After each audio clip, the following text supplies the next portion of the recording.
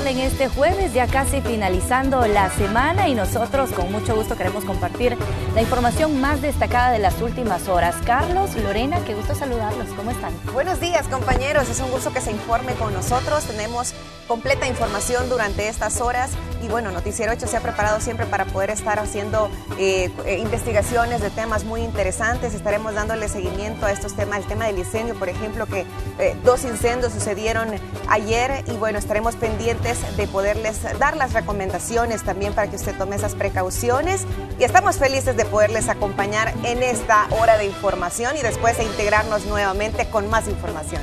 Recuerdan lo que les dije hace unos días, ¿verdad? Sí. Que los incendios, bien raro, ¿no? Van aumentando, como que vamos teniendo últimamente seguido más incendios que de lo normal. Ayer 2, como dice Lorena, así que no deja de ser algo que llame la atención. Ya vamos a hablar del tema. Así es, como que fuera temporada de incendios, en realidad no lo es. Raro. Lo que sucede es un incremento pues en la velocidad de los vientos y sí han hecho advertencia a las autoridades, han externado también algunas recomendaciones que nosotros también estaremos en los principales periódicos, también lo compartimos con ustedes. Nos vamos a enlazar ya de inmediato con Marcela Rivera, ella se ha desplazado hasta El Salvador del Mundo y desde ahí nos reporta. Marcela, buenos días. Buenos días, compañeros, así es, me he trasladado hacia la Plaza Salvador del Mundo para que usted conozca acerca del nuevo recorrido que hará el Citrans. Anteriormente él transitaba sobre la Alameda Juan Pablo II y se incorporaba hacia el Boulevard Constitución, que es el que estamos viendo en pantalla. Posteriormente hacía su recorrido acá sobre el redondel de la Plaza Salvador del Mundo para salir sobre la Alameda Roosevelt y continuar nuevamente sobre el Boulevard Constitución. ¿Cuáles son los cambios? Pues él se mantendrá recorriendo la Alameda Juan Pablo II, el Boulevard Constitución, pero a la altura del último semáforo cruzará a mano izquierda. En una esquina encontrará el banco y pasará frente a la iglesia San José de la Montaña. Esa es la primera calle poniente.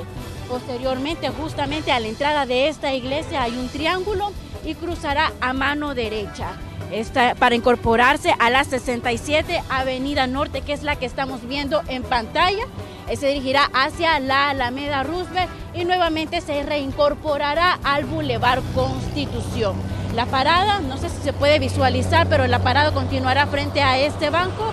Ese sí se mantendrá, lo único que cambiará es su recorrido, ya no hará el retorno acá sobre la Plaza Salvador del Mundo, sino que será acortado para evitar cualquier tipo de congestionamiento. Perfecto, Marcela, bueno, tú nos has adelantado, de hecho, lo que nosotros habíamos también anticipado, y es una información que traemos más adelante, el tema del cambio de ruta de las unidades del Citrans, como tú bien decís, Marcela, así que estaremos pendientes, ahí sabemos entonces que van a doblar sobre la primera, van a ir hacia San José de la Montaña, luego van a doblar a la derecha otra vez en el triángulo que tú decís para incorporarse a la 67 y luego continuarán su recorrido, ¿no?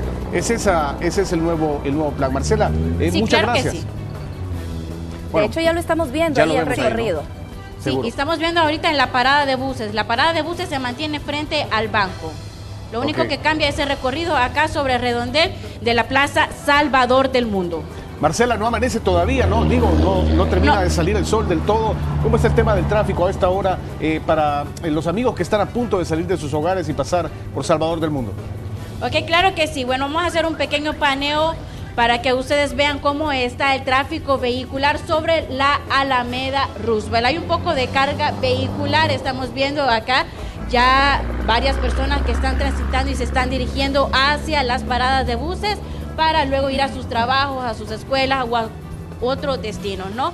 No hay mayores complicaciones a esta hora de la mañana. De igual forma se mantiene bastante fluido sobre el Boulevard Constitución. Aquí vamos a ver un poco del panorama que se está viviendo a esta hora de la mañana. La carga vehicular es aún mayor en esta zona, pero se mantiene bastante fluido. Ese es el sentido que lleva hacia el Paseo General Escalón o hacia la Alameda Manuel Enrique Araujo. Así que usted, amigo televidente, puede transitar sobre esta zona sin mayores complicaciones a esta hora de la mañana. Marcela, es necesario que usted tome las precauciones necesarias también. Marcela, no te deja de sorprender todos los días, porque tú haces el tráfico todos los días. Nosotros lo vemos aquí con Célida y Lorena.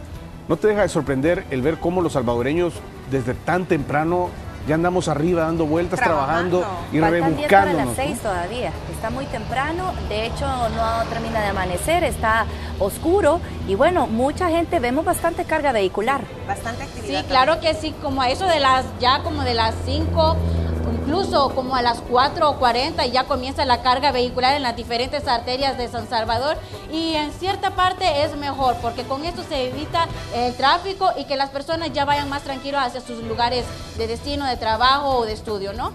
Además, al que madruga Dios le ayuda y siempre se anda con las pilas bien puestas, mejor aún todavía. Claro que sí, Carlos, las pilas bien puestas.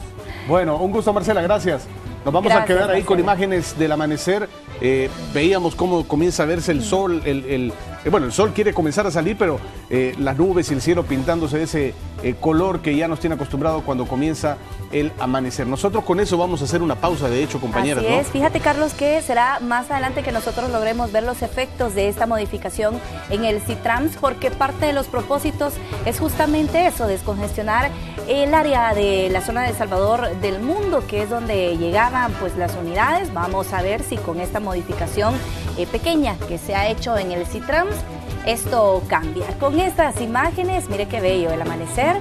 Nosotros hacemos una pausa comercial y regresamos enseguida. Carlos. ¿Sí?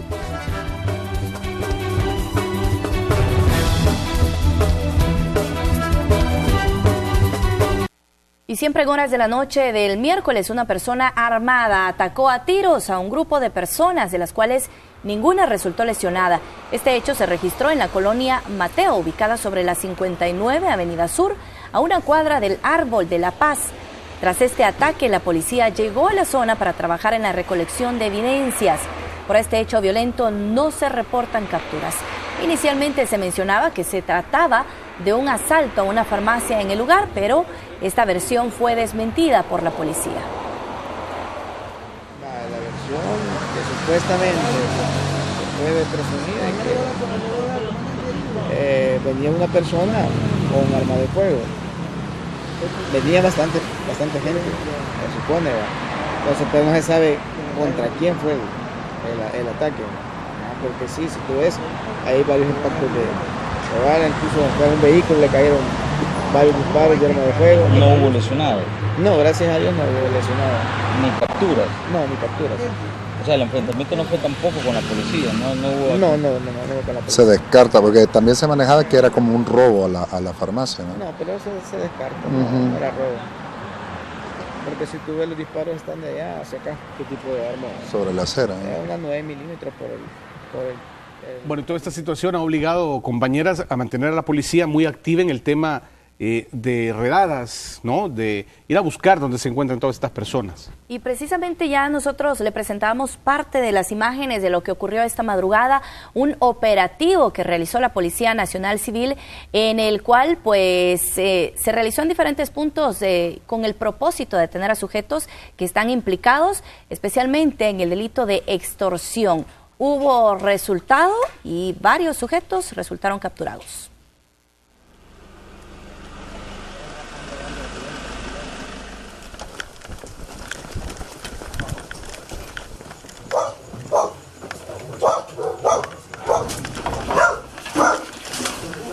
Con el fin de combatir con el delito de la extorsión y siguiendo las pistas de las investigaciones, la Policía Nacional Civil aprovechó la noche para salir en busca de varios sujetos acusados de extorsionar a la ciudadanía.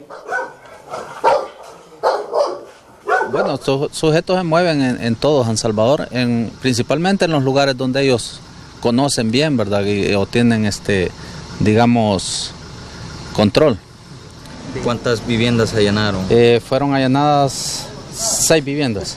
Este procedimiento me imagino que abarca varios sectores. Sí, abarca varios sectores porque incluso una parte ha sido realizada en Zacatecoluca y otra en Santa Ana. Simultáneamente a este operativo se realizaron otros a nivel nacional, en donde su común denominador es capturar a personas que se dedican al delito de la extorsión. Ellos tienen coordinación a nivel nacional, ¿verdad? Pero específicamente la zona de Santa Ana, aquí en San Salvador y Zacatecoluca. En San Salvador el operativo fue dirigido en la residencial Pompey del barrio Santa Anita, en el sur de la capital, y en colonias aledañas, dejando el resultado de 6 presuntos pandilleros capturados.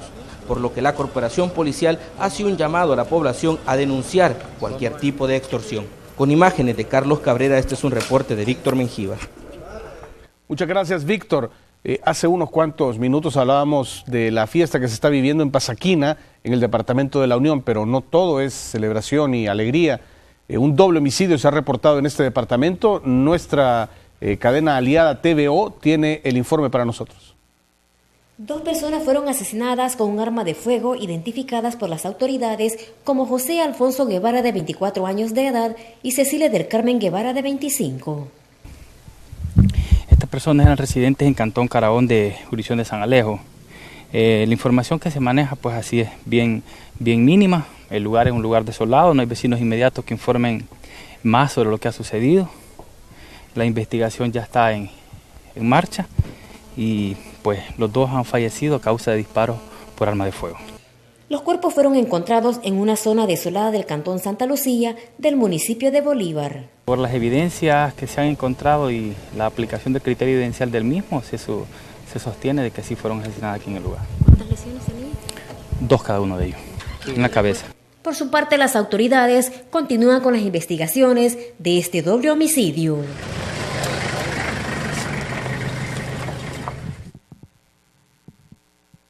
Mientras ocurre la violencia en diferentes puntos del país, el vicepresidente de la República insiste que el gobierno le apuesta a mecanismos que están contrarrestando ya la criminalidad.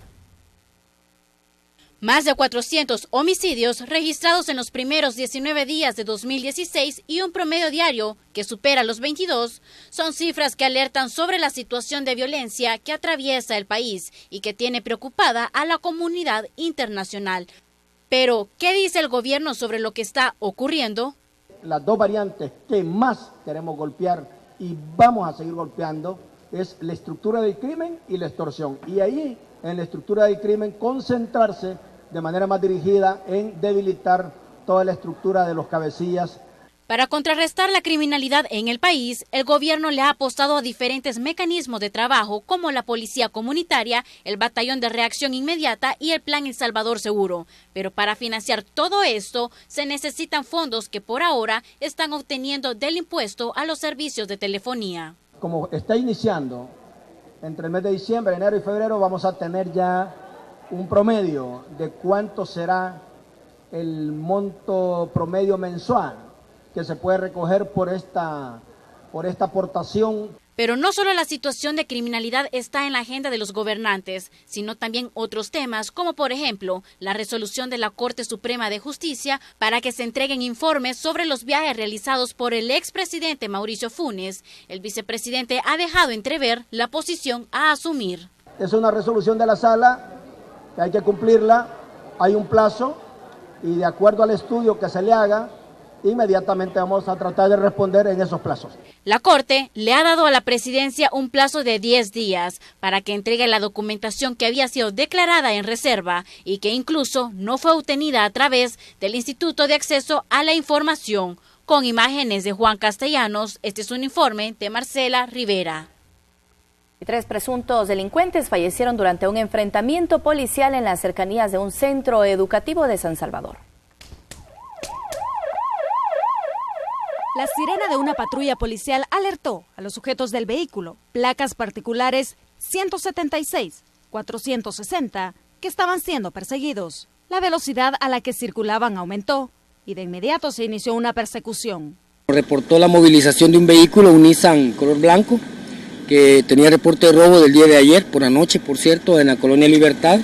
Sujetos con arma de fuego asaltaron a esta persona y le robaron el vehículo. Las patrullas nuestras empiezan a rastrearlo. Fue a un costado de la escuela salesiana Domingo Sabio, en la comunidad María Auxiliadora, el lugar donde se logró detener la marcha del vehículo con una ráfaga de disparos, dejando como resultado 3 fallecidos. Disparan contra los elementos policiales y ellos, pues, en cumplimiento del deber policial, legítima defensa, bien establecido, repelen el ataque y como resultado, pues, el vehículo se fue a estrellar contra un camión. Por el momento hemos encontrado un arma, un revólver. La presunción que tenemos es que los sujetos pertenecen a estructuras delictivas de la conocida pandilla 18, ¿verdad? Se alarmaron todos. Sí, que gracias a Dios que la mayoría ya se había ido. Sí, solo vienen corriendo unos que iban a abordar ya su carro que habían dejado ahí parqueado. ¿Y esta zona qué tan frecuente se da este tipo de hechos? No, es primera vez. Al parecer, los presuntos delincuentes eran de la zona y tras verse atacados intentaron refugiarse. Sin embargo, solo uno logró ese objetivo y escapó con un arma de uso militar en mano. La situación generó alarma porque se cerró un amplio perímetro y ocurrió casi a la hora de que muchos estudiantes concluían su jornada académica. Con imágenes de Israel Cortés, informó Azucena Sandoval. Y claro que iba a generar preocupación. Esto ocurrió justo frente a un centro educativo en momentos en que salen los alumnos. Sí, en la Domingo Sabio. Y el problema era este, ¿no? Que es una hora en la que los chicos comienzan a salir de la escuela y se imagina la balacera. Pero bueno, ahí vemos el saldo fatal de esta persecución de la policía. Claro. Bueno, vamos con otro hecho y es que una mujer fue asesinada con arma de fuego en Lourdes, Colón, La Libertad. La víctima, identificada como María Alvarado, recibió al menos 5 impactos de bala cuando trabajaba en una venta de cereales, según información que ofrecieron las autoridades de la PNC. Pese al rastreo realizado por la policía en la zona, no se reportaron capturas en este caso.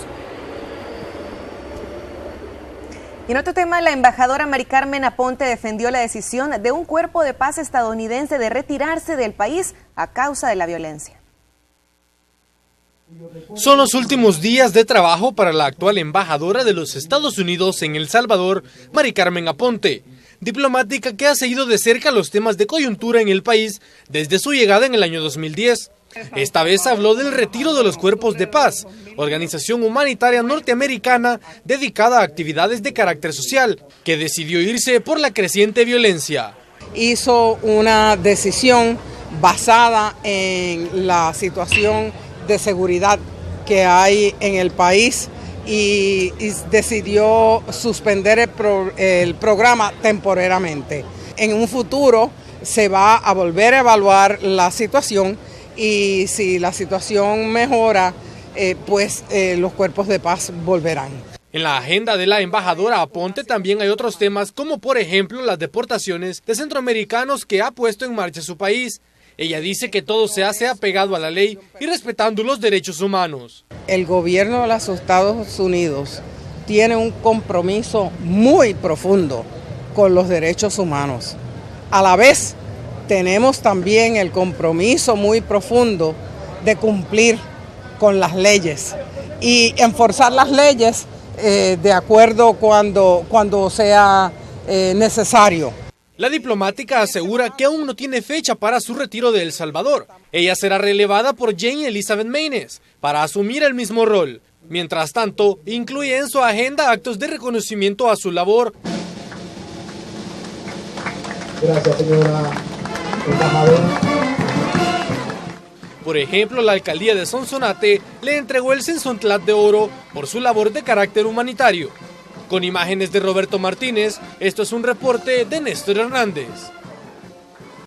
Y ya le adelantábamos sobre este tema que ha generado polémica. Recientemente en la Asamblea Legislativa se propuso la lectura de la Biblia en las escuelas públicas. Nosotros lo practicábamos acá justamente, Carlos, y esto con el propósito de inculcar valores cristianos en los jóvenes, buscando alejarlos del camino del mal. Sí, justamente nos preguntábamos si los valores son exclusivamente cristianos o si hay valores en sí, valores nada más, universales. ¿no? Universales. Claro, yo pensaría que sí. Este tema ha generado diversas reacciones, a pesar de que en algunos centros educativos ya existen maestros que desde hace tiempo lo hacen. Y nuestro compañero Julio Guevara ha preparado un informe. Veamos. De acuerdo a Constitución, por eso no puede ser una norma rígida. Va a venir un gran problema en cuanto a que cuál Biblia se va a leer. Puede ayudar en gran medida. Mientras en la Asamblea Legislativa las opiniones de los diputados chocan por la propuesta de leer la Biblia en las escuelas. Te damos las gracias, Señor, porque estás con nosotros. Carlos Guzmán, maestro de un centro educativo de Chalchuapa, Santa Ana, inicia su jornada de trabajo elevando oraciones y compartiendo la palabra de Dios con sus alumnos. Un sencillo pastor acabó con el enemigo del pueblo de Éser. Lo hace a diario, desde hace 5 años, sin necesidad que exista una ley que lo faculte o lo obligue. La paz que da el Señor, esa se halla compenetrándose verdaderamente en su palabra, ese pilar que es la Biblia. Iniciativa que no es compartida por todos los maestros en el país. Cosa que no es conveniente. Un ejemplo es Óscar Olmedo, docente de bachillerato. Para Óscar, muchos profesores podrían leer la Biblia ante sus alumnos, pero el problema sería cómo explicarla para que la razonen y quede en ellos una semilla de fe. A mí me pueden poner la Biblia. Yo puedo agarrar un versículo y Dios me ampare si le doy una mala interpretación. Porque detrás de mis palabras están 50 jóvenes ahí. Pensamiento acertado desde el punto de vista de las autoridades de educación. La propuesta también ha llegado al escritorio de Carlos Canjura. El ministro reitera que el sistema educativo público es laico, es decir, independiente de toda confesión religiosa. Ante esto, es mejor proponer otra clase de estudios para desarrollar la espiritualidad, sugiere. Yo creo que es importante, ¿verdad? El desarrollo de la espiritualidad, pero la espiritualidad incluso con las artes se puede desarrollar. ¿Cree usted que es un tema que no avance? Así como ponerlo obligatorio me parece que es un poco difícil imaginar, yo lo veo un poco difícil. Canjura agrega que de aprobarse la iniciativa surgiría una gran pregunta que traería inconformidades. ¿Cuál Biblia leer? No es tan sencillo. ¿La católica o la evangélica? Cierto, lo mismo razona el obispo auxiliar de San Salvador. Hacer esto en la escuela, en el salón de clase, ¿qué tipo de maestros se necesitan? Hay maestros que son católicos, otros son evangélicos, de distintas tendencias. Entonces, ¿cómo al niño se le va a orientar? Fácilmente se le puede desorientar. Palabras que parecen coincidir con el pensamiento de la iglesia evangélica. El pastor Antonio Marroquín dice que el tema es importante para el bien de los estudiantes, pero se debe analizar detenidamente. Yo pienso de que si se pudiera armar un programa bien estructurado, pero con idea, con pensamiento, con propósito, no solo por aparentar que se está haciendo algo, de aquí a la vuelta de años empezáramos a ver los resultados. Un fuerte debate el que se ha desatado. Este día levantarme. Mientras se logran acuerdos, si es que los hay, Carlos Guzmán asegura que continuará con su propia iniciativa, respetando el credo de cada alumno, buscando que aprendan a diferenciar lo bueno y lo malo. Pero no es de olvidar que el temor a Dios debe iniciar en el hogar. Con imágenes de Alfredo López, Julio Guevara, Noticiero Hechos. Opiniones encontradas, ya lo veían ustedes, teníamos ahí la postura tanto de la Iglesia Católica como de un pastor, de una iglesia evangélica, la postura las mismas autoridades de educación, como que no hay consenso todavía, no se encuentra la forma y bueno, un tema para amplio debate definitivamente, porque es importante reflexionar antes en el beneficio que esto podría traer para el alumnado, para todos los estudiantes, que al final este es el propósito. Sí, ciertamente, Julio, cerraba la nota con esta reflexión. Además de considerarlo implementar en las escuelas, bueno, si usted como padre de familia desea darle cierta formación a sus hijos en este ámbito religioso, comience en el hogar también, ¿no? La verdad es que muchas veces el llamado es también a los padres. Así es, Lore, considero que muchas veces queremos trasladar esa responsabilidad de la educación a las instituciones y no tomarla nosotras como padres de familia, claro, como familia que deberíamos ser los primeros educadores en casa. Mientras tanto en casa, ¿verdad? Lo principal es en casa. Sí, lo cierto es que cada padre de familia, cada hogar es libre de creer lo que quiera creer o no creer si no quieren creer. Creo que está esa facultad, esa libertad también. Y bueno, pero se imaginan el problema, ¿verdad? Que en casa los padres de familia inculcando una lectura o una religión y que llegas a la escuela y te comienzan a leer otra cosa. Claro, es el problema esto. No, y lo que yo mencionaba antes, que de repente puede ser el mismo libro, pero estamos hablando del libro más complejo quizá, que es la Biblia, esta compilación de una serie de libros, y que el detalle ahí es la interpretación que se le da. Que tú lo puedes entender de una manera y yo lo puedo entender de otra. Y sobre todo la formación que deberían de tener los maestros que van a impartir esta formación, ¿no? Además, porque los valores, que tener una formación especial. Los valores, sean cristianos, de lo que usted quiera, los valores se sean en casa, sean los padres. A la escuela se va a aprender ciencia, matemática, historia, geografía. y sí se refuerzan los valores por el tema de la socialización. Si quieren enseñarle moral y importante. civismo, ¿verdad? Pero Claro. ya otra cosa es distinto. Así Bueno, es, bueno. Canal 12, Tu TV y Radio Sonora, somos RSM, Red Salvadoreña de Medios. Hacemos una pausa, regresamos.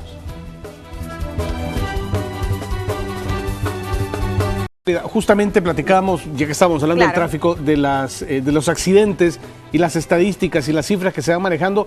Estamos ya apenas comenzando el año, estamos a, ¿cuánto es? 21. 21 hoy, bueno, justamente 3 semanas, y ya hay cifras, y son cifras, déjeme decirle, de verdad, en lo personal, alarmantes. Mira, Me parece increíble del este 1 al número. 14 de enero de 2016, la Subdirección de Tránsito contabiliza 42 fallecidos por diferentes accidentes de tránsito a nivel nacional. Esta cifra, sin embargo, es levemente superior a la registrada en el mismo periodo del año anterior, donde fallecieron 40 personas. En lo que sí se incrementa notablemente, Carlos, es en los lesionados, que pues están manejando una cifra de 377 lesionados el año pasado. Estos lesionados por accidentes automovilísticos fue de 288, y en cuanto a los accidentes de tránsito, la institución registra 666 a nivel nacional, mientras que el año pasado la cifra fue de 744. A ver, vamos a lanzar un reto aquí al Departamento de Estadística y Números de Noticiero Hecho, porque sabemos que se dedican a recabar esta información. Me gustaría mucho tener el comparativo con otros países de la región, con Guatemala, con Honduras, con México también, porque me parece que estos elementos de los accidentes, lesionados y todo, muestran, y las causas mismas, muestran el nivel de agresividad que tiene el conductor salvadoreño o que tenemos los conductores salvadoreños a la hora de circular. Creo, y ustedes lo perciben cuando van en la calle, que hay mucha agresividad en la calle. Tensión también, ¿no? Pocas personas que manejan con cortesía o que ceden el paso, todos van muy rápido y bueno, pensando, saber en qué tipo, el estrés colectivo también me imagino que tiene que ver, la misma situación de cómo suceden las cosas y la violencia en nuestro país seguramente influyen en la manera en que manejamos. Claro que sí, y bueno, también que no todos estamos respetando las leyes de tránsito, que eso debería ser el primer punto para mí, el tema de sancionar la licencia, por ejemplo, se debería permitir solamente a las personas que realmente hayan pasado el examen, y ahí se tienen muchos problemas, son las personas que sí estén cumpliendo con la ley. Ahora, hay propuestas importantes. Fíjense que el partido FMLN ha presentado una propuesta de reformas a la ley de tránsito terrestre en la Asamblea Legislativa, y lo que ellos están buscando es que se sancione a los vehículos pesados que ocupen carreteras en horarios no asignados, porque esto es algo que continúa ocurriendo, y con ello se podrían disminuir también en buena parte los accidentes de tránsito y el congestionamiento vehicular. Ya lo habíamos discutido nosotros acá, ese es uno de los puntos importantes, estos vehículos pesados transitando durante el día, en las horas pico, es increíble. Que puede generar también cualquier accidente con las personas que van manejando. Escuchemos a la diputada Rodríguez. Se han tomado disposiciones para prohibir el tráfico de transporte de carga en las horas pico para descongestionar el tráfico en San Salvador, y como no se cuenta con una sanción para los que violan dicha normativa, resulta que las autoridades no pueden tomar medidas para sancionar. Ahí está. Y bueno, otro de los puntos que todavía no hay una propuesta, pero lo hemos mencionado acá, es que hay calles principales. Bueno, hay vías que conectan el occidente con el centro del país, como es la carretera Los Chorros. Ahí deberían de tener una grúa todo el tiempo. Si es que siempre hay accidente y nadie hace nada, no pasa nada. Y sabemos, es como el tema de los asaltos, ¿verdad? Sí. Sabemos que permanentemente se mantienen en algunos lugares puntos de asalto, lo sabemos todos, como dice aquella canción, todo el mundo lo sabe, pero parece que las autoridades no, ¿verdad? Bueno, Néstor Hernández, nuestro compañero, está con información del tráfico también en la 49 y el Boulevard de los Héroes, creo, no sé justamente en el punto donde se convierte uno. González, del estadio. Cerca del Mágico González. Entonces, Néstor, vía Live View, vamos contigo, adelante. También vamos a mostrarles cómo se encuentra la zona de la Alameda.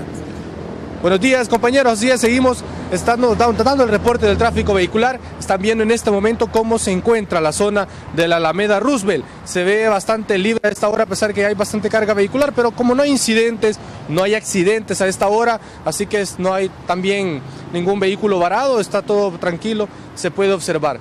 También vamos a mostrarles, bueno, si vamos a ampliar un poquito la toma para mostrarles la cola para a sacar la solvencia de la Policía Nacional Civil, que se encuentra bastante larga, aproximadamente 2,5 cuadras.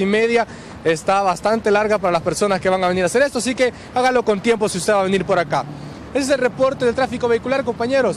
Regresamos con ustedes, la señal hasta el estudio. Gracias, Néstor. Esta solvencia que se ha convertido, se ha vuelto en un requisito, ¿no? Laboral, incluso son pocas las empresas ahora que no te exigen una solvencia de la policía, aparte de que me parece que también la necesitas si querés solicitar un permiso para portar armas y otras cosas, ¿no? En los que se vuelve necesario este documento. Increíble la cola. Esto es de todos los días, esas colas. Como que fuera para sacar la visa, también ¿no? Quejándose porque ni siquiera se prestan las condiciones para estar en la calle, expuestos ahí, qué barbaridad. Bueno, vamos a hacer una pausa, ya está listo Romeo Lemus de hace unos minutos con su invitado para esta mañana, el expresidente de la República, Mauricio Funes, estará acompañándole en la hora de la entrevista. Nosotros nos separamos unos minutos nada más, hacemos pausa y regresamos después.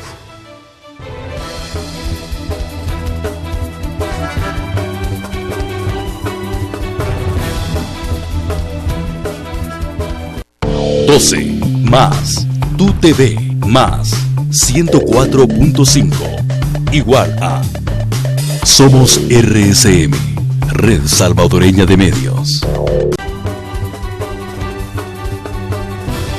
Come bien, almuerza como en casa. Mr. Donut, la gran variedad, presenta.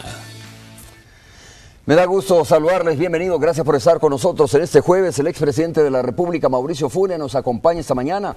Vamos a hablar con él sobre 3 temas principalmente, ¿no? Uno de ellos es precisamente esta medida precautoria de la Sala de lo Constitucional de la Corte Suprema de Justicia que ordena a la Presidencia de la República que remita información sobre gastos de viajes del expresidente y de la primera dama. Así lo dice el comunicado que fue emitido en su momento por la Corte Suprema de Justicia. Vamos a hablar también sobre el tema de la sección de probidad y esta ley que recientemente fue aprobada en la Asamblea Legislativa y que también la Sala de lo Constitucional de la Corte Suprema de Justicia pues admitió un recurso y lógicamente detuvo también el acto reclamado.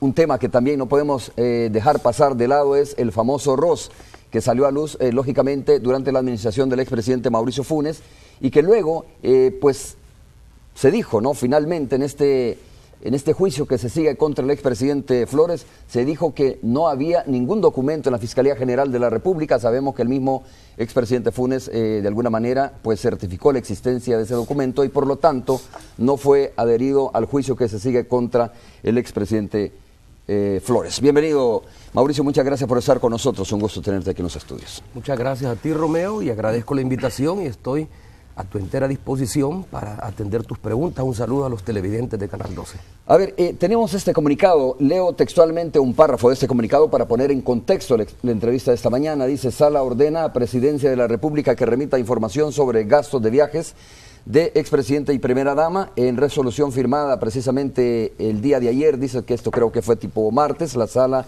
de lo Constitucional ordenó a la Presidencia de la República que en un plazo de 10 días contados a partir de la notificación respectiva remita una copia a este tribunal, o sea, a la Sala, de la siguiente información: los servicios de las agencias de publicidad para el diseño, producción e implementación de campaña para el año 2010 y sus prórrogas, dice, y la información relativa a los viajes, incluyendo la logística de seguridad y transporte efectuados por el expresidente de la República y la primera dama en misiones internacionales durante el periodo, y establece el periodo para el cual se dieron estos viajes, así como toda la información que se pueda remitir pertinente respecto a este caso. Quiero escuchar tus impresiones, Mauricio, sobre este tema, ¿no? Sobre esta medida precautoria ordenada por la Sala de lo Constitucional de la Corte Suprema de Justicia. No es la primera vez que ocurre esta solicitud de información.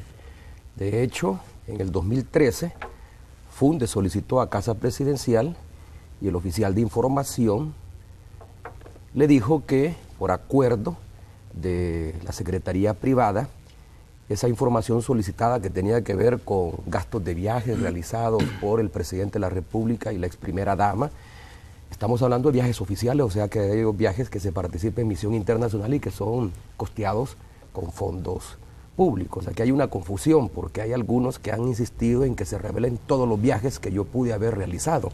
Lo que se ha solicitado son los viajes oficiales.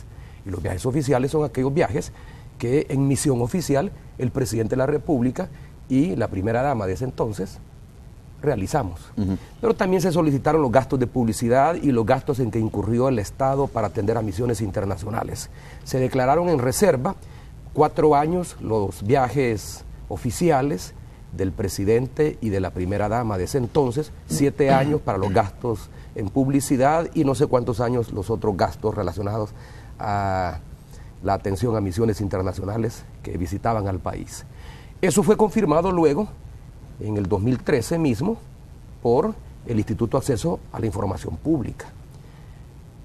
Un ciudadano solicitó que se le proporcionara esa información y al obtener la negativa de parte del Instituto de Acceso a la Información Pública, porque la había declarado información reservada, bajo sigilo, ahí están los criterios que en su momento argumentó el Instituto de Acceso a la Información Pública para hacerlo, se presentó una demanda de amparo por violación, supuesta violación, al derecho de acceso a la información pública por parte de un ciudadano.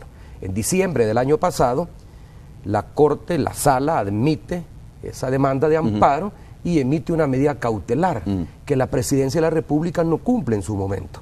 Lo que ha ocurrido hace unos 2 días es la reiteración de esa misma medida cautelar de diciembre del año pasado, donde le ordena la Presidencia de la República, a esta presidencia, no a la anterior, porque ya no tenemos potestad ni jurisdicción para proporcionar esa información, le ordena a la Presidencia de la República que remita la información solicitada a la Sala de lo Constitucional y que resguarde esa información. Y para eso le ha dado 10 días, y si no cumplen 10 días, entonces la Sala de lo Constitucional le abrirá un proceso judicial ante la Fiscalía General de la República por desacato. ¿Qué pasa entonces? Primera cosa, no es cierto, como publicaron algunos medios de comunicación, o lo han señalado diputados del Partido Arena conformes con esta decisión, de que la Sala haya ordenado revelar detalles de gastos efectuados en viajes, publicidad y atención a misiones internacionales que visitaron el país durante ese periodo. No es cierto, no ha ordenado revelar, ni siquiera ha resuelto la demanda de amparo constitucional que ha sido presentada por este ciudadano y que ha sido avalada por el capítulo contra la corrupción de Fundealac. No es cierto. Lo que ha hecho es emitir una medida cautelar, reiterar una medida cautelar de diciembre del año pasado, donde le ordena a la Presidencia entregarle, remitir a la Sala de lo Constitucional esa información.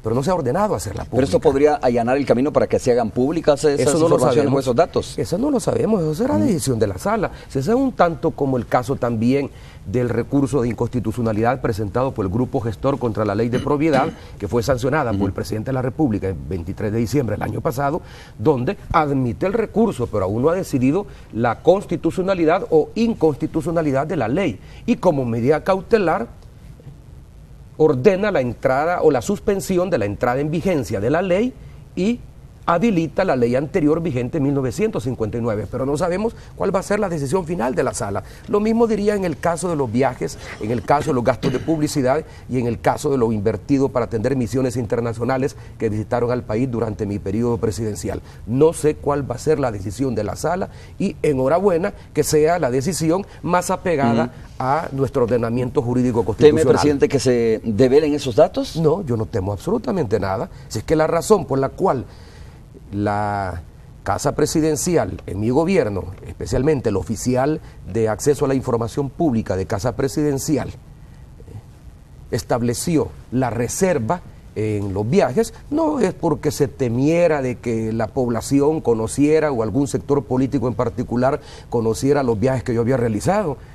Si a buen decir, yo realicé menos viajes que las administraciones anteriores, mucho menos viajes que el expresidente Saca y mucho menos viajes que el expresidente Francisco Flores. Lo que yo no sé si hay registro de eso en Casa Presidencial y si se acostumbraba a llevar registro o no de esos viajes en Casa Presidencial. Entonces yo no temo que ¿Está hablando de viajes oficiales o en términos generales de viajes, no, incluyendo yo hablo los de privados? Viajes oficiales.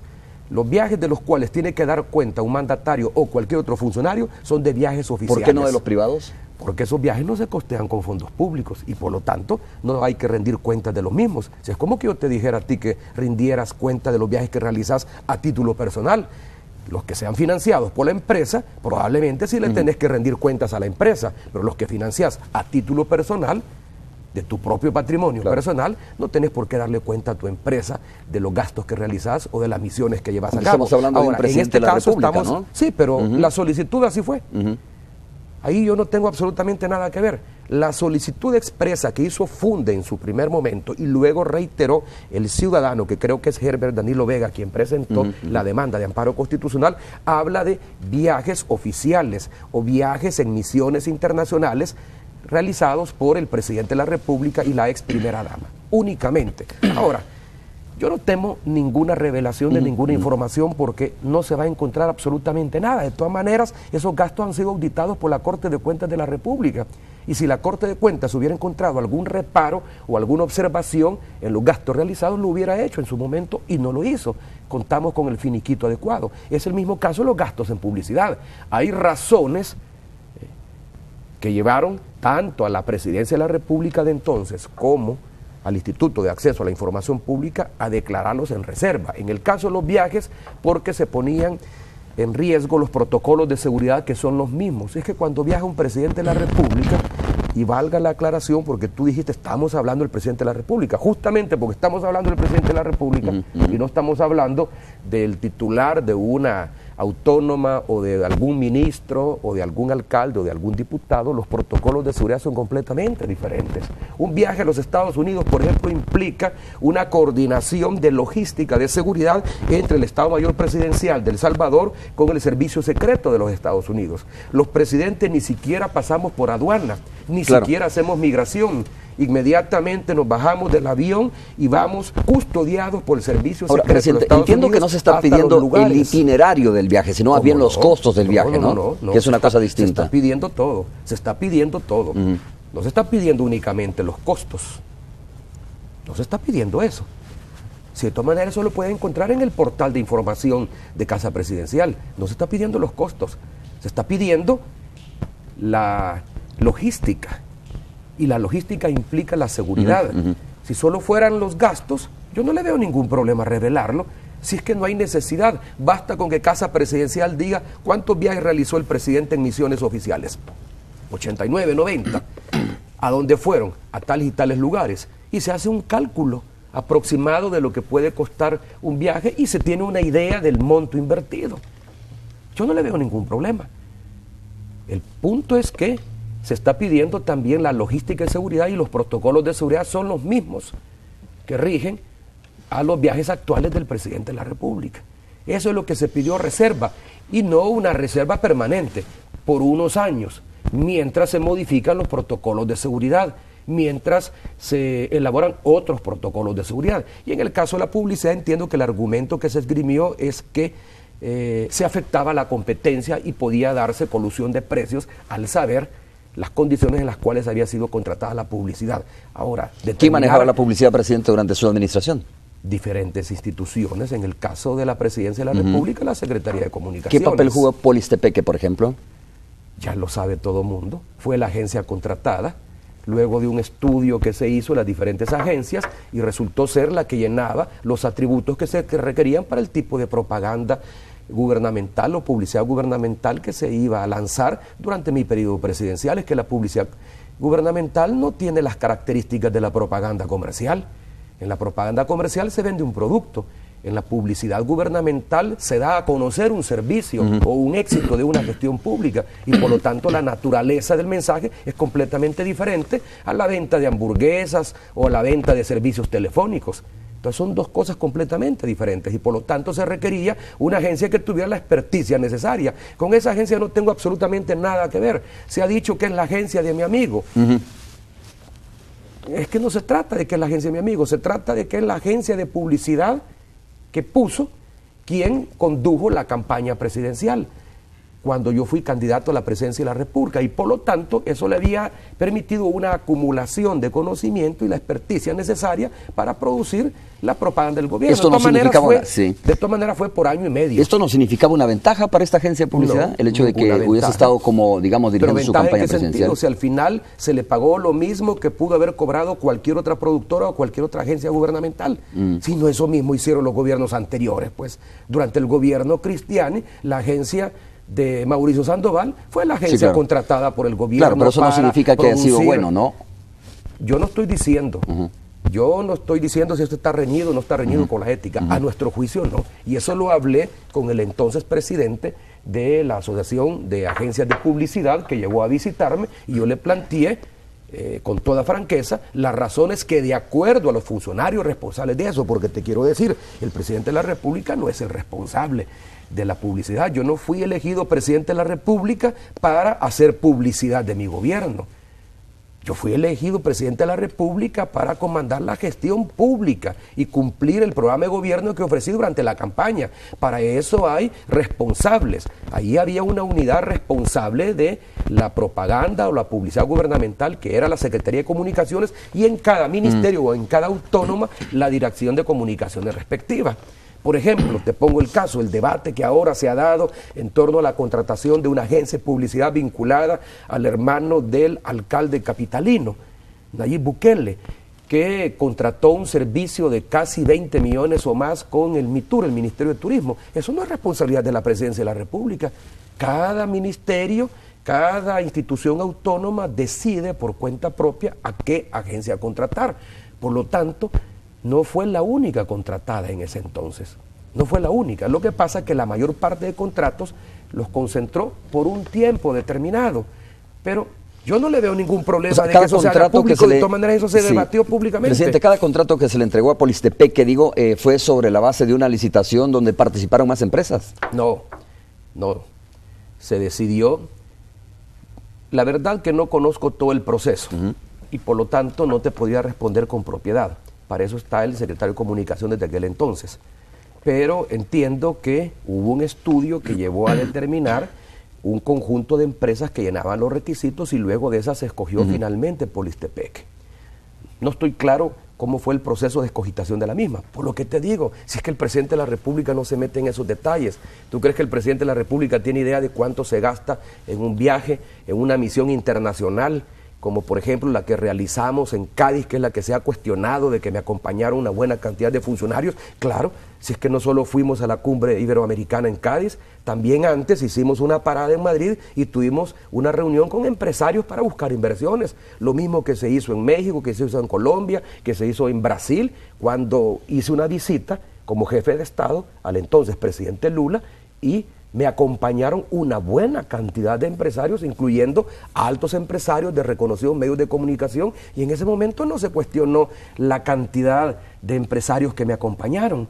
Al contrario, todos querían conocer a Lula, todos querían relacionarse con los empresarios brasileños en busca de inversiones, tanto para ellos en el mercado brasileño como de Brasil en el mercado salvadoreño. ¿Cuál fue la diferencia entre ese viaje y el realizado de España entonces, donde, como usted dice, la única diferencia es que fueron eventos ha sido cuestionado, ¿no? Bueno, yo lo leí ayer, que el diario de hoy hablaba que la misión de Cádiz fue una misión numerosa y eso llevó a cuestionar el viaje. No veo por qué.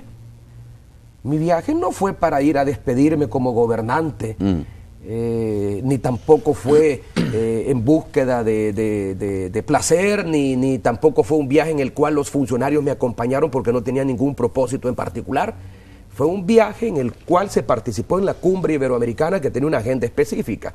Cuando se hace un viaje por parte de un presidente, no solo va el presidente, porque hay funcionarios que tienen misiones específicas. Un viaje a Cádiz implicaba una reunión en Madrid de 2 horas aproximadamente con un grupo de inversionistas, que dicho sea de paso fue una reunión en la que colaboró el grupo Calvo, que tiene fuertes inversiones acá en el país, quizás las más fuertes en el continente americano, y él coordinó, el grupo Calvo coordinó esa reunión con importantes empresarios iberoamericanos que tenían interés en conocer y entrar en el mercado salvadoreño. Entonces, por eso es que tuvo que acompañarme el ministro de Economía, el secretario técnico de la Presidencia, el ministro de Hacienda y algunos otros titulares de aquellas ventajas competitivas que tenía en ese momento El Salvador frente a sus pares de la región centroamericana y que tenían que ser expuestas por estos funcionarios. Entonces, ¿por qué hablar de una delegación numerosa? Fue más numerosa, si lo vemos en números, la delegación que me acompañó a Brasil, o la delegación que me acompañó a Colombia, incluso la delegación que me acompañó a Cuba. Cuando fui a Cuba, después de que se reabrieron relaciones con Cuba, suspendidas por casi 50 años, me acompañó una nutrida delegación de empresarios. Nadie cuestionó la cantidad de acompañantes en ese momento. Oiga, de tal manera que Yo no le veo ningún problema, te lo digo sinceramente, porque tu pregunta inicial fue ¿y cuál es el temor? No, no hay ningún temor.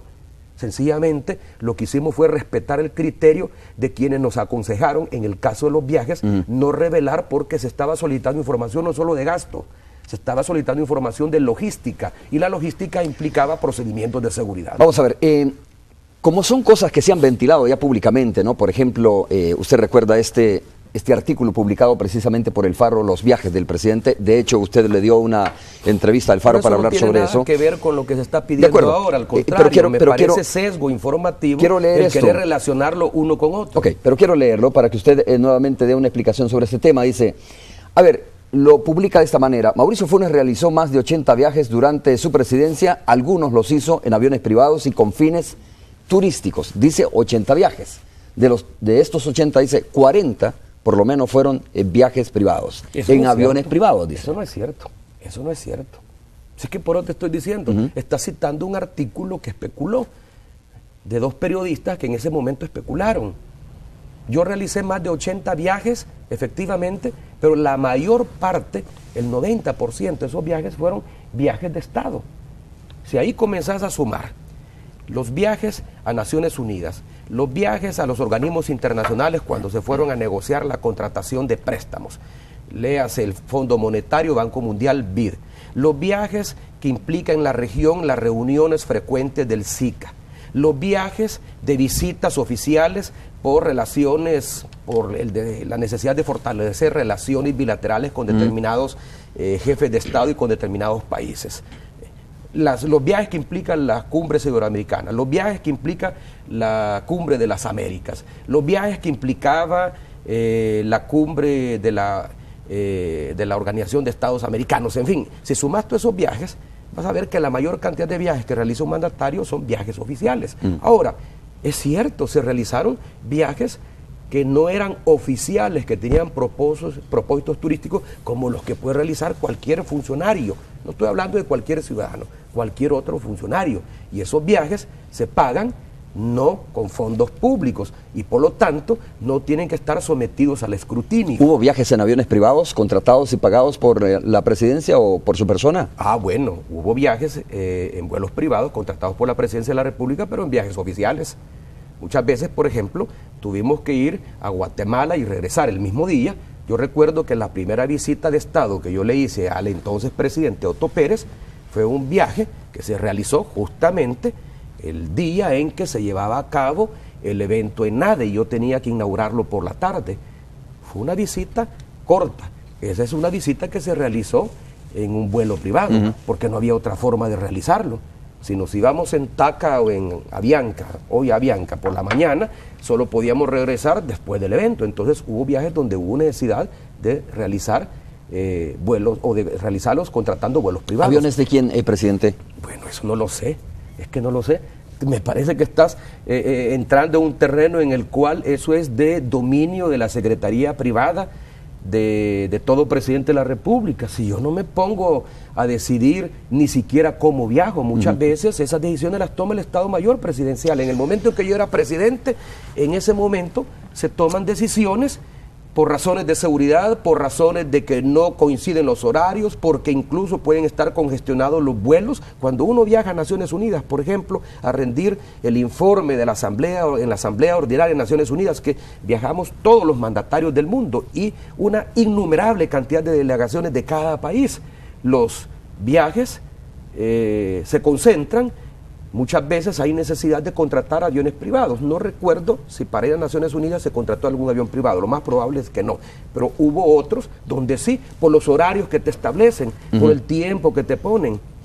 No, perdone, la pregunta era ¿aviones de quién? Porque volvemos al tema, ¿no? No sé. Digo, voy a concluir la precisión. ¿Aviones de compañías privadas? No, ¿sabe por qué? Le pregunto esto porque se ha especulado, si usted permite el término, se ha especulado, pero de acuerdo a esta publicación estaría documentado, se ha especulado que estos aviones, algunos de estos aviones, o por lo menos un avión de estos, era de un funcionario público en su momento, en su administración, que es Miguel Menéndez. No es cierto. En primer lugar, Miguel Menéndez fue un funcionario de corta duración, fue presidente ad honorem del Consejo Ejecutivo de la Feria Internacional sin recibir sueldo y estuvo nada más, ¿qué creo que 15 o 18 meses a lo sumo, porque con una reforma que se le introdujo a la CAP, había conflicto de interés entre su condición como presidente ad honorem del Consejo Ejecutivo del Centro Internacional de Ferias y Convenciones con su labor como contratista del Estado.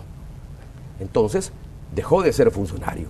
Y entiendo, y eso desde antes de mi presidencia, porque el morbo es pensar de que él compró un avión estando en mi presidencia. Quien lo conoce perfectamente, quienes son amigos de él desde hace muchos años, mucho antes que yo lo conociera, él se dedica a la aviación civil desde hace mucho tiempo. Y en ese entonces, cuando yo lo conocí, no solo tenía uno, tenía dos aviones. Ahora creo que igual tiene dos aviones. En algún momento, sí hubo viajes que se realizaron en el avión de él, pero no fueron viajes oficiales. Fueron viajes personales, viajes privados. Entonces, ¿cuál es el problema? De los cuales, como usted dice, no tiene por qué hablar el presidente. Bueno, no tengo por qué dar cuentas en el sentido de que son viajes que no se hicieron en misiones oficiales. Yo tengo que dar cuenta, si no, pregúntenle entonces a los diputados también. Imagínense, habría que preguntarle a los diputados los viajes privados que realizan con sus grupos familiares, por razones de distensión, por razones de turismo. Habría que dar cuenta de todo eso, pues. Ahora, hay que dar cuenta, por ejemplo, de un viaje que realizan los diputados a la India para ver si valió la pena o no valió la pena por lo que invirtió la Asamblea Legislativa en ese viaje. Habría que dar cuenta de un viaje que realiza, por lo tanto, el presidente de la República a España, a Cádiz, para ver si valió la pena o no valió la pena. Yo no estoy diciendo que no hay que dar cuenta de los viajes. El viaje a Cádiz, lo que estoy cuestionando es que se dijo que se llevó una delegación numerosa. ¿Cuál es el criterio para establecer si la delegación es numerosa o no es numerosa? Ese criterio no lo puede establecer arbitrariamente un medio de comunicación solo porque le parece que el número es numeroso, es decir, la cantidad de funcionarios que viajaron es numeroso, pero hay que dar cuenta de ese viaje y efectivamente cuando uno regresa da cuenta. No existe en el protocolo de la Asamblea Legislativa la rendición de cuentas de viajes. Sería bueno, de la misma manera en que la Asamblea autoriza a un presidente salir, debería también de pedirle que rinda cuentas de cuál fue el propósito y el objetivo y lo beneficioso para el país de haber ido a Cádiz, de haber ido a Brasil, de haber ido a Colombia, de las misiones oficiales, Cuba. ¿no? Claro. Usted ejerció el periodismo, presidente. ¿Qué explicación vas a dar? ¿Cuál es el beneficio para el país que un presidente vaya de turismo a un país determinado con su grupo familiar? A esa parte voy. Usted ejerció el periodismo, ¿no? Usted sabe que lo que se cuestiona, lo que se puede cuestionar a un funcionario público, no digo que es su caso, pero lo que se le puede cuestionar es que haya utilizado recursos de un empresario o que haya sido favorecido, digamos, en determinado momento por determinado empresario, lo que riñe de alguna manera con la ética, sí, ¿no? Esto no sucede, esto no es normal para un presidente que de repente utilice recursos de un empresario. Y eso es lo que justamente... Porque lo puede terminar pagando con favores, como se dice. Bueno, pero entonces habría que demostrar que realmente existieron favores. Y eso incluso entiendo que la Fiscalía llevó a cabo una investigación, porque a raíz de estas publicaciones periodísticas entiendo que un dirigente del Partido Arena, ahora diputado, puso un aviso ante la Fiscalía General de la República para que se investigara si hubo o no algún conflicto de interés o algún favorecimiento en licitaciones. La Fiscalía entiendo que ha investigado y no ha encontrado absolutamente nada y el caso ha sido archivado porque cualquiera de los empresarios con los que yo tuve alguna relación de carácter personal, porque un presidente lo puede tener, si es que de la misma manera como para el caso Miguel Menéndez, yo lo visitaba como amigo, de la misma manera también yo tenía otros grandes empresarios que me visitaban y nunca fueron cuestionados. A mí con frecuencia me visitaba en la residencia presidencial y no por razones de trabajo estrictamente presidencial, me visitaba, por ejemplo, el grupo que después integró y todavía está en el Asocio por el Crecimiento, empresarios como Ricardo Poma, como Carlos Callejas, como Roberto Murray, como el director ejecutivo de la prensa gráfica. Llegaban en calidad de amigos. Claro, se reunían, me querían hacer sugerencias, me querían plantear problemas del país que ameritaban una reunión, y no eran reuniones formales en casa presidencial, sino que se trataba de reuniones que teníamos justamente, dada la relación que existía, dado el peso específico que tienen estos empresarios en el país, yo los escuchaba y los tomaba en cuenta. Ahora, que eso implicó de que yo los favorecí con alguna licitación, bueno, vayan a investigar si han sido favorecidos con alguna licitación. Para comenzar, el presidente de la República no decide licitaciones. El presidente de la República no decide licitaciones, las licitaciones las deciden los titulares y las unidades de contratación de bienes y servicios en los ministerios o en las respectivas instituciones autónomas. No hay manera de influir, no hay manera de influir. Y se puede perfectamente demostrar, y eso está demostrado, no hay ninguna investigación judicial que haya condenado a mi gobierno o me haya condenado a mí en lo particular por favores que yo le pude haber dado a algún empresario, porque nunca di favores. Señores, hacemos una pausa comercial. Cuando regresemos vamos a hablar sobre esta ley de probidad que fue aprobada recientemente en la Asamblea Legislativa, pero recuerde usted que hace pocos días también la Sala admitió un recurso y detuvo el acto reclamado, ¿no? Y además algunos magistrados emitieron alguna opinión en ese momento, opinaron sobre ese tema, dijeron que el cambio de esta ley, a ver, le leo textualmente, que el cambio de esta ley de probidad es casi como querer proteger la corrupción, dijeron algunos magistrados, o por lo menos uno de los magistrados de la Sala de lo Constitucional de nuestro país. Vamos a regresar para hablar sobre eso. En su momento, el expresidente Mauricio Funes tituló uno de sus programas tituló Conspiración contra la clase política progresista desde la Sala. Es una pregunta que se hizo en su momento. Volvemos en breve.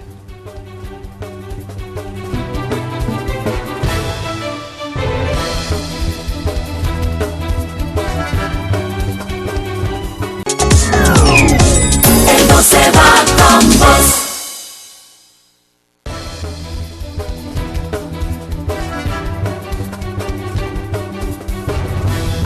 Gracias por continuar con nosotros a raíz de esta admisión de un recurso precisamente contra la ley de probidad que fue aprobada recientemente en la Asamblea Legislativa. Recuerde usted que la ley anterior, bueno, la que está vigente porque se detuvo la entrada en vigencia de la que fue aprobada recientemente en la Asamblea Legislativa, pues la anterior data desde los años 50 y algo. De todas formas, la Corte Suprema de Justicia admitió un recurso. El presidente dijo, esta ley debe detenerse porque me parece, dijo un magistrado en su momento, que lo que se está tratando es de quitarle dientes y de proteger la corrupción. Hay varios casos que se están ventilando ahí precisamente en la Sala de lo Constitucional sobre pues, la declaración de probidad, y uno de ellos es el caso del expresidente Mauricio Funes. ¿Cuál es su opinión respecto a este tema? Yo primero pediría más rigor, incluso rigor periodístico, en la presentación de la información de lo que realmente se está haciendo. Algo parecido al tema de los viajes. En el tema de los viajes no ha habido rigor periodístico. Vuelvo a insistir, se trata de solicitar información sobre viajes en misiones internacionales del presidente de la República y de la ex primera dama. Por lo tanto, se trata de información de viajes oficiales donde están involucrados fondos públicos, porque los viajes oficiales se pagan con fondos públicos y hay que rendir cuenta de ellos, por supuesto. Y se trata de una medida cautelar en la cual la Corte ordena remitir esa información a la Sala de lo Constitucional, más bien la Sala ordena remitirle esa información y adoptar las medidas de resguardo para preservar esa información. No se trata de que se revelen detalles, eso no lo ha decidido. Algo parecido está pasando ahora con las auditorías que realiza la sección de probidad de la Corte Suprema de Justicia en el caso de las declaraciones patrimoniales de varios funcionarios y exfuncionarios. Primera falta de rigor. La sección de probidad no está investigando el enriquecimiento ilícito o el probable enriquecimiento ilícito que pudimos haber cometido funcionarios y exfuncionarios que estamos en la lista de 30 que a dedo escogió y en forma arbitraria. ¿Quién? El magistrado Sidney Blanco y el magistrado Belarmino Jaime. Si el mismo magistrado Rodolfo González lo reveló en una entrevista en otro canal de televisión, cuando se le preguntó cómo es que se escogían a los funcionarios que se debían auditar, no investigar, sino que auditar, porque ese es el término adecuado, entonces vino él y dijo que el presidente de la Corte Suprema de Justicia, el doctor Pineda, había seleccionado y había indicado que fuera el magistrado Belarmino Jaime y el magistrado Sidney Blanco quienes decidieran a quiénes auditar. Y cuando se le preguntó a Sidney Blanco en base a qué criterio seleccionaban, cuando no deberían de seleccionar, porque la ley no establece distinciones.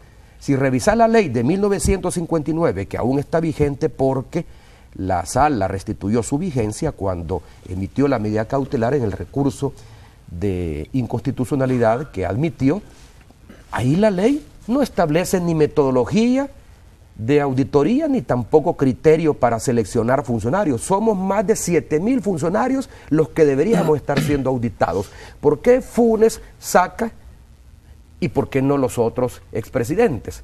Está Flores cae por su peso porque Flores ya tiene una demanda o un proceso abierto por enriquecimiento ilícito. Pero ¿por qué no están los exvicepresidentes?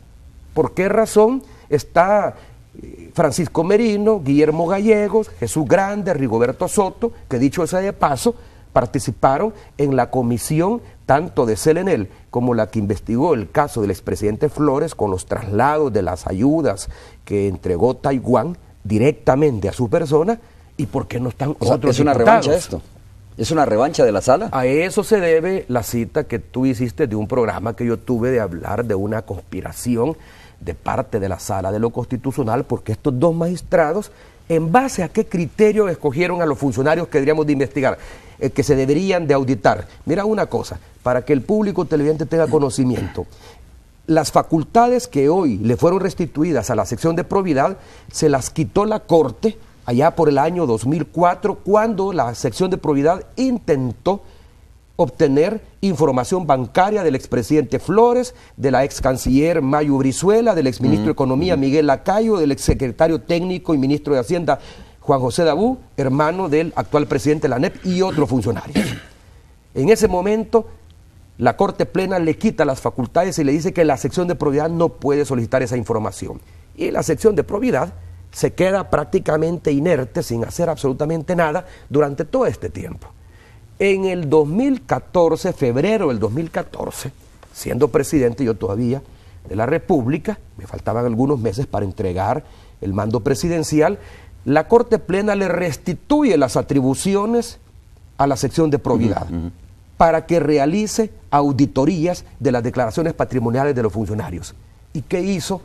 ¿Qué hizo la sección de probidad con respecto a aquellas viejas auditorías que estaba intentando hacer el entonces jefe de la sección de probidad, Pino Cáceres, sobre el patrimonio declarado de funcionarios que todavía no había prescrito el delito de enriquecimiento ilícito? ¿Qué hizo? No hizo absolutamente nada. Yo me pregunto, ¿por qué la sección de probidad o por qué Funde no solicitó una auditoría de los patrimonios de, en ese entonces, los exfuncionarios del gabinete del presidente Flores, siendo que todavía quedaban 5 meses para que prescribiera el delito de enriquecimiento ilícito? No hizo absolutamente nada. A ver, presidente, y pasó, sí, pero déjame terminar sí, la idea porque esto es importante. Pasó todo ese año y fue hasta el 2015 que decidieron comenzar con las auditorías y, como dijo el magistrado Cines Blanco en una entrevista en otro medio televisivo, por el olfato decidieron a quién sí y a quién no. Entonces, esa es la pregunta. A ese punto, presidente, es que no quiero cambiar de tema, ¿no? Más bien quiero abonar un poco más para que usted continúe desarrollando su punto de vista. Es decir, a ver si lo entiendo muy bien. Dice usted de que hay discrecionalidad, de alguna manera podría existir discrecionalidad de algunos magistrados, de 2 magistrados, usted mencionó los nombres, de a quién se va a investigar, y a quienes se ha investigado o a quienes se les ha auditado, como usted dice, son personas que de alguna manera han estado en comisiones en contra de funcionarios de administraciones anteriores. En esa lógica, con esto termino, en esa lógica significa que usted podría ser el próximo. ¿El próximo de qué? El próximo que va a ser auditado, que está siendo auditado, no, es o que se puede mandar a juicio. Yo estoy siendo auditado, como lo está haciendo también el expresidente Saca, y otros diputados o exdiputados, como Cifrido Reyes, que ya no es más diputado de la Asamblea Legislativa. Pero ese es un procedimiento habitual, si eso es lo que debió de haber hecho siempre la sección de probidad. Cuando terminó su mandato el presidente Saca, él presenta su declaración de salida y todos los funcionarios presentan su declaración patrimonial de salida. En ese momento, la sección de probidad debió de haber auditado las declaraciones patrimoniales del expresidente Saca y de todos sus funcionarios, como también lo intentó hacer Pino Cáceres con los funcionarios del expresidente Flores, pero la Corte lo paró en seco por alguna razón. Entonces, si hoy le restituyen las atribuciones a la sección de probidad en el 2014, en un momento en el cual todavía no había prescrito el delito de enriquecimiento ilícito, y se supone que la auditoría es justamente para eso, para comprobar la veracidad de las declaraciones patrimoniales. ¿Por qué no auditaron antes de iniciar la auditoría de mi gobierno y de mi presidencia, si conmigo tienen 10 años. Sí, claro. Conmigo tienen 10 años. ¿Por qué no lo hicieron con las auditorías o las declaraciones patrimoniales de los funcionarios que se les estaba terminando el plazo que todavía establece las leyes penales de nuestro país para ser acusados o no? Depende del resultado de la auditoría de enriquecimiento ilícito. Entonces, primera discrecionalidad, que a mí me llama mucho la atención. Además, ¿por qué el presidente de la Asamblea Legislativa? Porque bajo su periodo fue que se iniciaron los procesos de investigación especial, de comisión especial en el caso de Enel y en el caso del expresidente Flores. ¿Por qué los medios escritos se van contra el presidente de la Asamblea Legislativa? Porque él fue el que promovió la aprobación de las reformas a la ley de imprenta que le permitieron comenzar a cobrarle impuestos a los periódicos. Por eso digo, en esa misma lógica, entonces, en esa misma lógica es de suponer que usted está, ya usted lo dice, está siendo auditado, y que en esa misma lógica no sería raro que de repente la sala que se investigue, ordene que se investigue a su persona por supuesto enriquecimiento ilícito. Ahí es donde yo insisto en el rigor. Primero estoy poniendo en evidencia para el conocimiento del público que me está viendo la excesiva discrecionalidad. Bueno. Porque si vamos a tomar el criterio del magistrado Cine Blanco, que es por el olfato, ¿por qué el olfato no le indicó que había que auditar a la ex vicepresidenta de la República? Fíjate bien. ¿Y por qué a ella en particular? Porque cuando fue directora del Seguro Social en tiempos de la administración del expresidente Flores, el anterior presidente de la Corte de Cuentas reveló que encontró engavetadas una cantidad enorme de auditorías que por alguna razón la Corte de Cuentas de ese entonces no la llevó a cabo, en la que estaban involucrados cerca de 17 millones de dólares. Él y yo, porque no voy a pecar tampoco de atrevido, no estamos diciendo, ni él lo dijo, ni yo lo estoy diciendo, que hubo malversación de fondos, pero son auditorías que no se realizaron. ¿Por qué no hizo o por qué no ordenó la sección de probidad o estos magistrados, la sección de probidad, que auditaran a la ex vicepresidenta que fue directora del Seguro Social en tiempos del presidente Flores, cuando no había prescrito el delito? Pero entonces, vamos a este punto. Lo que están haciendo es auditar, porque así lo establece la ley de enriquecimiento ilícito. ¿Y qué es la auditoría? Comparar la declaración de entrada con la declaración de salida. Si en ese proceso de auditoría hay datos que no cuadran, entonces viene la sección de probidad y le recomienda a Corte Plena que se abra un expediente en una Cámara de lo Civil, que se inicie un juicio civil por presunto enriquecimiento ilícito. Eso se va a demostrar en la Cámara de lo Civil. Entonces, ¿qué está pasando con mi auditoría? Yo no estoy siendo investigado por enriquecimiento ilícito. No, está siendo auditado, si eso lo tenemos claro, ¿no? Lo insisto, pero puede porque terminar los en una medios resolución en de la general, sala. no digo que tú, los medios, algunos medios, dicen el expresidente Saca y el expresidente Funes, incluso diputados, yo escuché a diputados de Arena decir, los expresidentes están siendo investigados por enriquecimiento ilícito. El único que está siendo investigado por enriquecimiento ilícito es Flores, porque tiene un proceso abierto.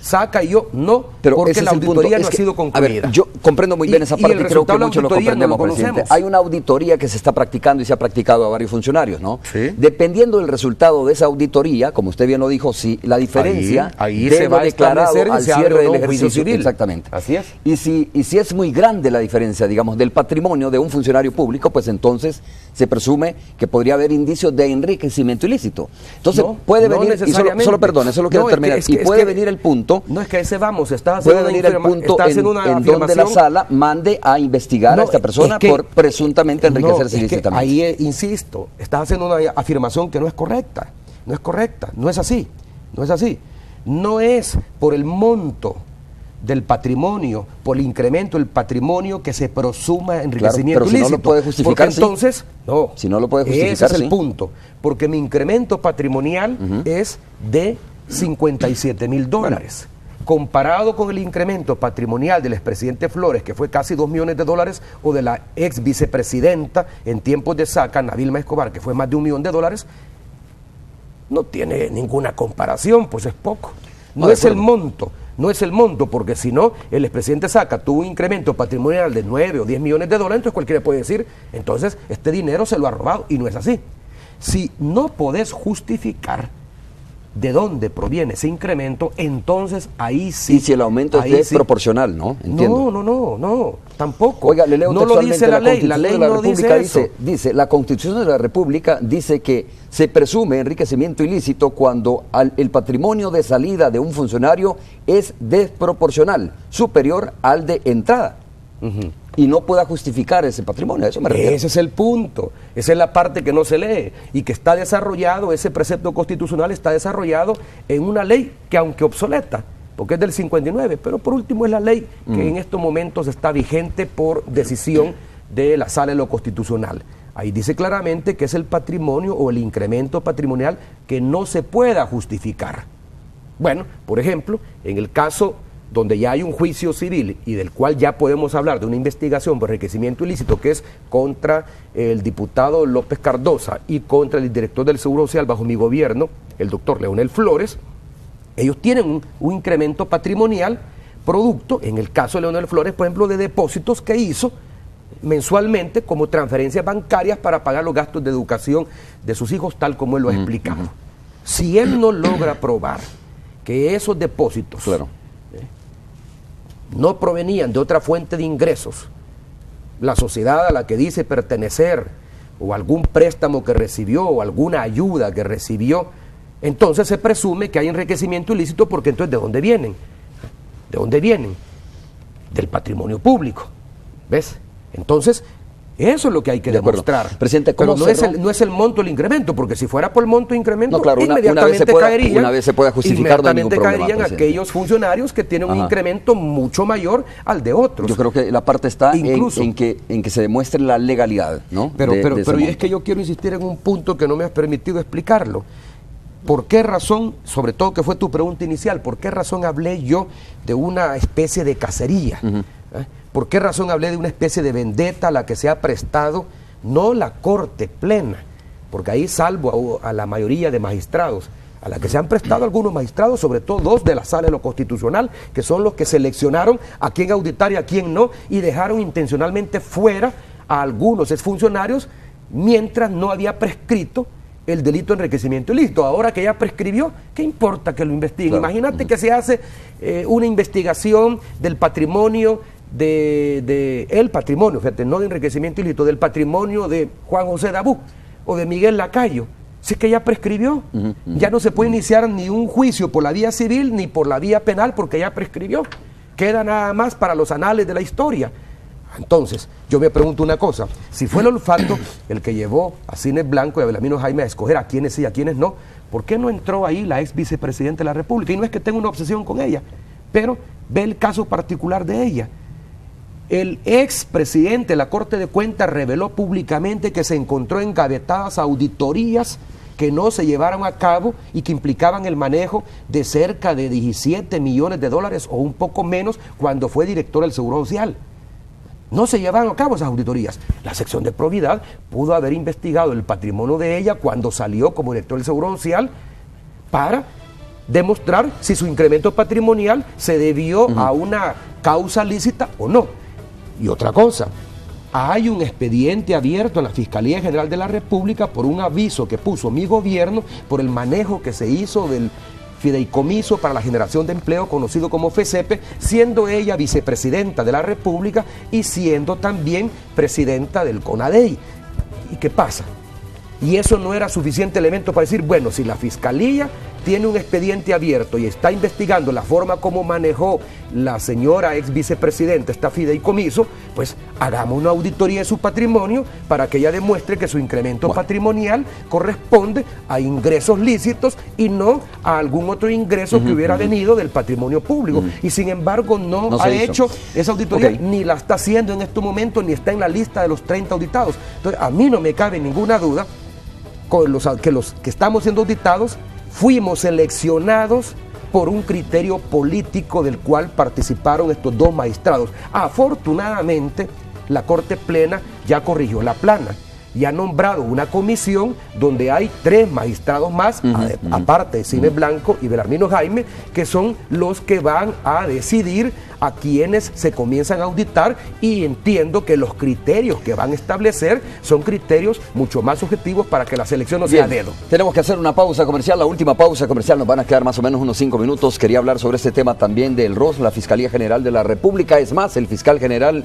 dijo que no existe en la Fiscalía General de la República, no ha dicho que no existe, ¿no? Que nunca ha estado en la Fiscalía General de la República el famoso reporte de operaciones sospechosas. Vamos a regresar para escuchar la opinión del expresidente Mauricio Funes respecto a este tema. Bueno, vamos a preguntarle también porque ha sido citado, ¿no?, a la Fiscalía General de la República. Fui citado, así es. Y no acudió la primera ocasión, lo explicó. Vamos a preguntarle también de eso cuando regresemos.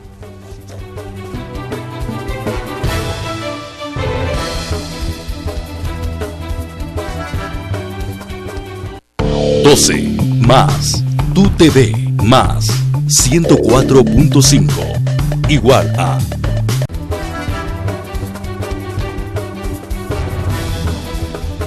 Tenemos unos 4 minutos y vamos a aprovecharlo para preguntarle, bueno, ya lo citábamos, lo que dijo el fiscal general de la República. Al fiscal le han informado, le han dicho de que en la Fiscalía General de la República nunca existió el reporte de operaciones sospechosas, que en su momento pues lo hizo público el expresidente Mauricio Funes. ¿Es posible que no exista ese informe al interior de la Fiscalía? Yo no voy a hablar por el Ministerio Público.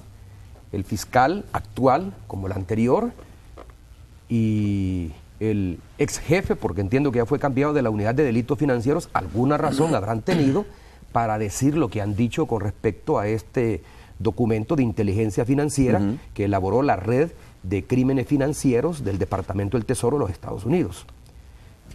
Yo tuve acceso a ese documento. Si hasta lo mostré públicamente en varios programas de televisión. ¿A través de quién obtuvo acceso usted? A través de la inteligencia. Y la ley orgánica del organismo de inteligencia del Estado establece que no se puede revelar identidad de los agentes ni procedimientos seguidos para obtener documentos que son de reserva, porque así fue obtenido. En ese sentido, yo no sé cómo lo obtuvo la OIE. Yo no sé si salió de la Fiscalía, si alguien lo filtró en la Fiscalía, eso que lo investiga el fiscal. Él anunció que hay una auditoría que se está realizando y que concluye a finales de enero para establecer cómo es que se fugó ese documento. Pero entonces, fíjate bien, si se está investigando cómo es que ese documento salió de la Fiscalía y llegó a otras manos, significa que el documento existe y ahí estuvo. ¿Por qué vas a investigar algo que no estuvo nunca ahí? A mí me parece contradictorio decir que ese documento no existe y por otro lado, fíjate bien, y por otro lado, haber dicho de que se está investigando cómo es que se vulneró la seguridad del Ministerio Público de tal manera que ese documento fue sustraído y fue entregado a terceros. Y además, aún más, a cuenta de que entonces el Departamento del Tesoro le va a imponer sanciones administrativas a la Unidad de Inteligencia Financiera de la Fiscalía si ese documento no existe. Pero eso no es que por esa razón lo han citado a usted de la Fiscalía.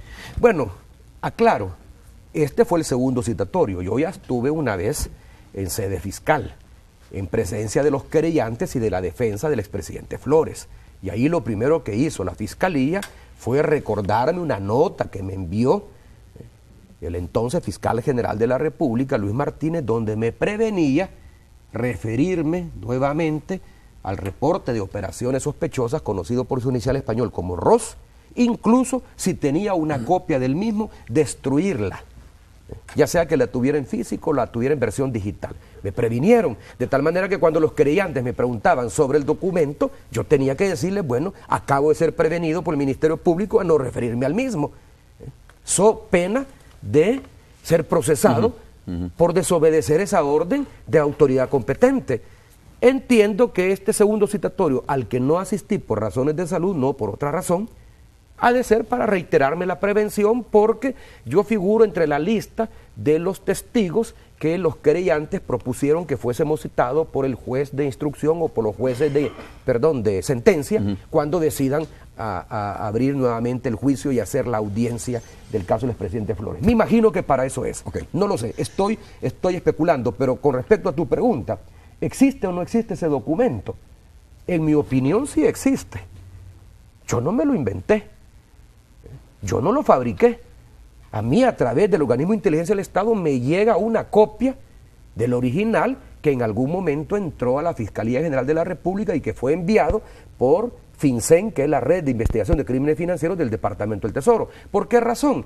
Porque ese es el código de actuación de las inteligencias financieras. Contribuyan entre ellas. Esos no son documentos de carácter judicial o que tengan un valor judicial. Son documentos de inteligencia financiera que comparte el Departamento del Tesoro con la Fiscalía General de la República de El Salvador.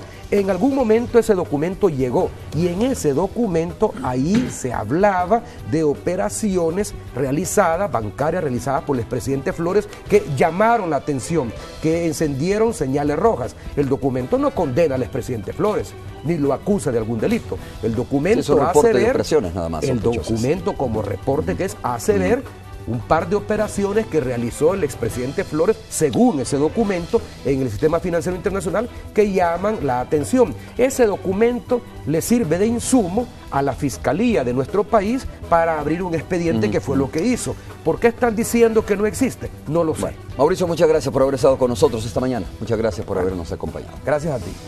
Nosotros vamos a la sala principal, vamos a nuestro patrocinio y continuamos en la sala principal con más información. A través de Noticiero Hechos.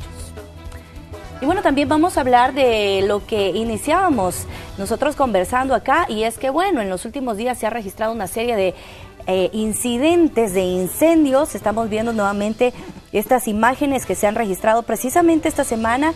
Estas específicamente son de lo que se registró ayer por la tarde, si no me equivoco, pérdidas materiales cuantiosas. Este es el de la UTIL entonces. Sí, ayer me parece que fue en una fábrica. En una empresa de empaques justamente en Santa Tecla se registró ayer por la tarde este incendio y bueno, Cuerpo de Bomberos y Cruz Roja trabajaron para sofocarlo. La información a continuación, veamos. El siniestro se originó en una de las bodegas de una fábrica de empaques ubicada sobre la carretera al Puerto de la Libertad. Observamos una parte de un área de peletizado que estaba tomando fuego, pero también en esos momentos también ya venían unas pipas para apoyarnos. Un 100% de la fábrica podemos decir que ha sido un mínimo, un 10-15% de daño. El fuego comenzó en plena jornada laboral. Al menos 70 trabajadores fueron evacuados. Uno de ellos fue atendido con quemaduras de primer grado en brazos y rostro. Agarró fuego una parte de la empresa, pero gracias a Dios ahí todos los empleados los colaboramos y se logró apagar el fuego. ¿Usted vio cómo iniciaron las llamas? No, como yo soy brigadista, vimos las llamas y acudimos al llamado, ¿verdad? La reacción inmediata de los trabajadores de la fábrica y del cuerpo de bomberos ayudaron a que el fuego se controlara en al menos 20 minutos. Aunque aún no están claras las causas del incendio, Bomberos maneja una hipótesis. Pudo haberse originado por una autoignición. Quiere decir que el mismo material genera calor y allí se pudo haber incendiado. En las últimas 24 horas se han registrado al menos 3 incendios. Las autoridades aseguran que las condiciones climáticas son propicias para que se registren este tipo de emergencias. Con imágenes de Denis Bolaños, un informe de Raquel Herrera. Bueno, Bomberos hace el llamado a tomar las precauciones para evitar que los incendios aumenten en esta época, sobre todo por el incremento de los vientos. Veamos a continuación. Incendios durante 2016 han experimentado una reducción con respecto a este mismo periodo en 2015. Los que se han registrado, sin embargo, han dejado daños cuantiosos. El viento ha avivado las llamas. Nos han disparado las emergencias en los últimos 2 días. Prueba de ello tuvimos ayer 2 incendios bastante fuertes, los cuales se requirió bastante recursos para poderlos atender de buena manera. Incendio en viviendas 1, incendio en malezas secas, que son los que se han disparado, atendimos 6 el día de ayer, un incendio en vehículo, un incendio en planta generadora de energía, un incendio en un mesón y colchonería. Mientras los bomberos están combatiendo un incendio, no solo tienen que luchar con las llamas, sino también con la falta de agua. En realidad el abastecimiento es un problema grave aquí en San Salvador. La mayoría de hidrantes no sirven, no funcionan y eso nos ocasiona problemas cuando necesitamos agua. Afortunadamente contamos con las 2 cisternas de 8.000 galones, las cuales por norma siempre se desplazan detrás de la unidad para abastecernos en el lugar. Para evitar una tragedia se deben de tomar en cuenta las recomendaciones de las autoridades, sobre todo si residen en zonas peligrosas o estructuras viejas. Con imágenes de Gonzalo Tejada, informó Ingmar Batres. Y bueno, nos vamos a enlazar en este momento con Azucena Sandoval. Ella se ha trasladado hasta el Cuerpo de Bomberos precisamente para hablar un poquito de las recomendaciones que se pueden dar. No está de más. Estamos viendo los últimos 2 casos de incendios. En uno, pues 14 familias han perdido sus viviendas y en el otro, pérdidas cuantiosas también. Y es importante que todos pongamos de nuestra parte. Azucena, buenos días. Buenos días. Buenos días. Buenos días compañeros en el estudio, también buenos días a todos los televidentes. Ya lo veíamos en las notas anteriores, los incendios que se han estado registrando en las últimas semanas. Me encuentro en la Dirección General del Cuerpo de Bomberos precisamente con el mayor Joaquín Parada. Él nos hablará un poco sobre estos incendios. Sí escuchábamos que ha habido varios incendios, pero según las estadísticas han disminuido. Director, buenos días, cuéntenos un poco sobre las cifras primero. Gracias, muy buenos días. Efectivamente, en los últimos incendios, precisamente el martes y miércoles, hemos tenido 3 incendios importantes, uno en San Juan Opico el día martes, otro en la primera avenida sur en una colchonería y un mesón, y el día de ayer en una fábrica en kilómetro 10,5 carretera a la Libertad. Precisamente estos son los incendios más significativos. Sin embargo, a nivel de estadísticas hemos tenido una disminución en relación al año pasado, porque siempre manejamos el aspecto comparativo. Este año tenemos 117 incendios, el año pasado eran 260, más del 55% de disminución en este rubro. Es decir, que en este momento pues hemos tenido una incidencia de vientos y de bajas temperaturas y variables al mismo tiempo, donde se tienen condiciones para que cualquier incendio se propague rápidamente, y algunas condiciones que no están directamente asociadas al control humano. En el caso de San Juan Opico, la investigación que tenemos ahorita es que un cañal fue incendiado sin planificación y de manera malintencionada, y este incendio se pasó a un material combustible que sirve para una planta generadora de energía eléctrica. En el caso de la primera avenida sur, una colchonería y un mesón, nuestras investigaciones van apuntando que pudo ser provocado de manera deliberada. Y en el caso de la fábrica en el kilómetro 10,5 carretera a la Libertad, pues según los materiales y según la investigación que estamos haciendo, las primeras indagaciones nos llevan a que pudo ser una autoignición, ¿verdad? Entonces, sin embargo, pues como repito, en términos generales tenemos una disminución en las estadísticas. Director, ¿cuáles serían algunas de las recomendaciones para evitar, por ejemplo, incendios en estructuras como el que se dio en el mesón? Bueno, en este caso, pues obviamente cuando ya es un incendio provocado y de forma malintencionada, pues es difícil controlar, porque es una actitud meramente asociado a una persona, ¿verdad? O a las personas que deciden darle fuego. Sin embargo, pues siempre estamos haciendo el llamado para que se revisen instalaciones eléctricas, ya que la mayoría de incendios son provocados por cortocircuitos, ¿verdad? Y al mismo tiempo que se revise la disposición de materiales. En lugares como mesones normalmente hay hacinamiento, hay un desorden en términos de combustibles, y esto pues son condiciones favorables para que los fuegos se propaguen. Al mismo tiempo, las infraestructuras que tienen mayor antigüedad y que en muchos casos son declaradas con valor patrimonio histórico, son instalaciones muy antiguas con maderas muy resecas que son fácilmente combustibles. También en relación al aspecto climatológico, hacemos el llamado a los agricultores, principalmente al sector cañero. En este momento, pues como repito, tenemos incidencia de vientos, bajas temperaturas, y por lo tanto deben, aunque no le vayan a dar fuego en este momento, deberían y deben hacer rondas de manera preventiva, porque no se puede descartar que personas malintencionadas le den fuego a su cañal, y obviamente se va a salir de control y va a afectar a otros lugares, ¿verdad? Entonces este es un llamado. Además, recordar que hay un decreto ejecutivo que prohíbe hacer fuegos cuando tenemos situaciones de vientos. Bien, muchísimas gracias, director. Compañeros, es la información entonces y las recomendaciones que daba el director en torno a los incendios que se están registrando. No sé si tienen alguna pregunta.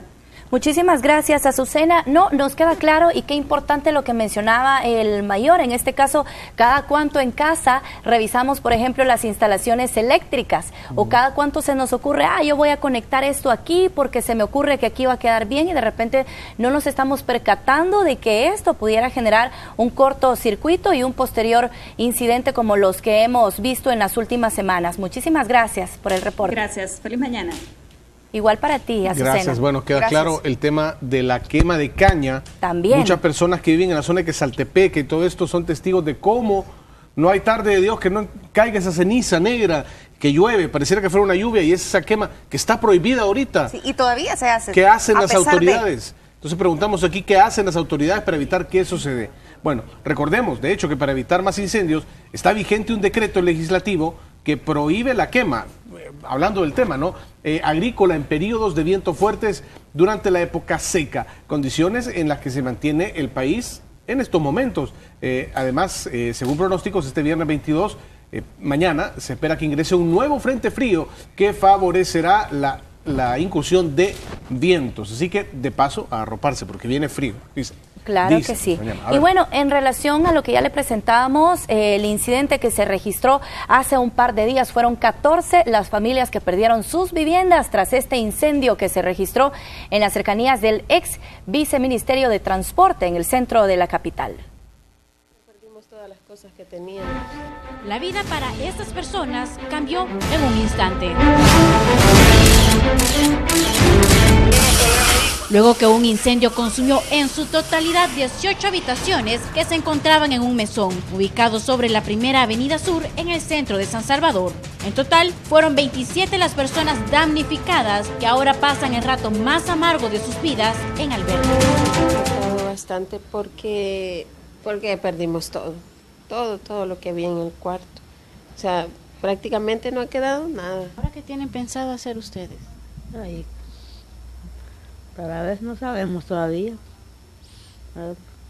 Diosito nos va a dar la bendición. Mientras unos deben luchar por sacar adelante a sus hijos, otros deben buscar la forma de cómo iniciar de nuevo, como Santo Hernández a sus 93 años. Bueno, yo vi de las llamas, va, pero dije yo, tal vez no llegó la señora y me dice, sálgase, me dice, míreme cómo están las grandes llamas, me dice. El siniestro, además de consumir el mesón, también redujo a cenizas una colchonería. Las pérdidas materiales de este negocio sobrepasan los $15,000. ¿Qué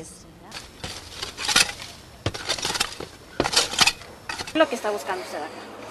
Aquí es la caja fuerte que tenemos y ahí metemos papeles importantes, como todo lo de Hacienda.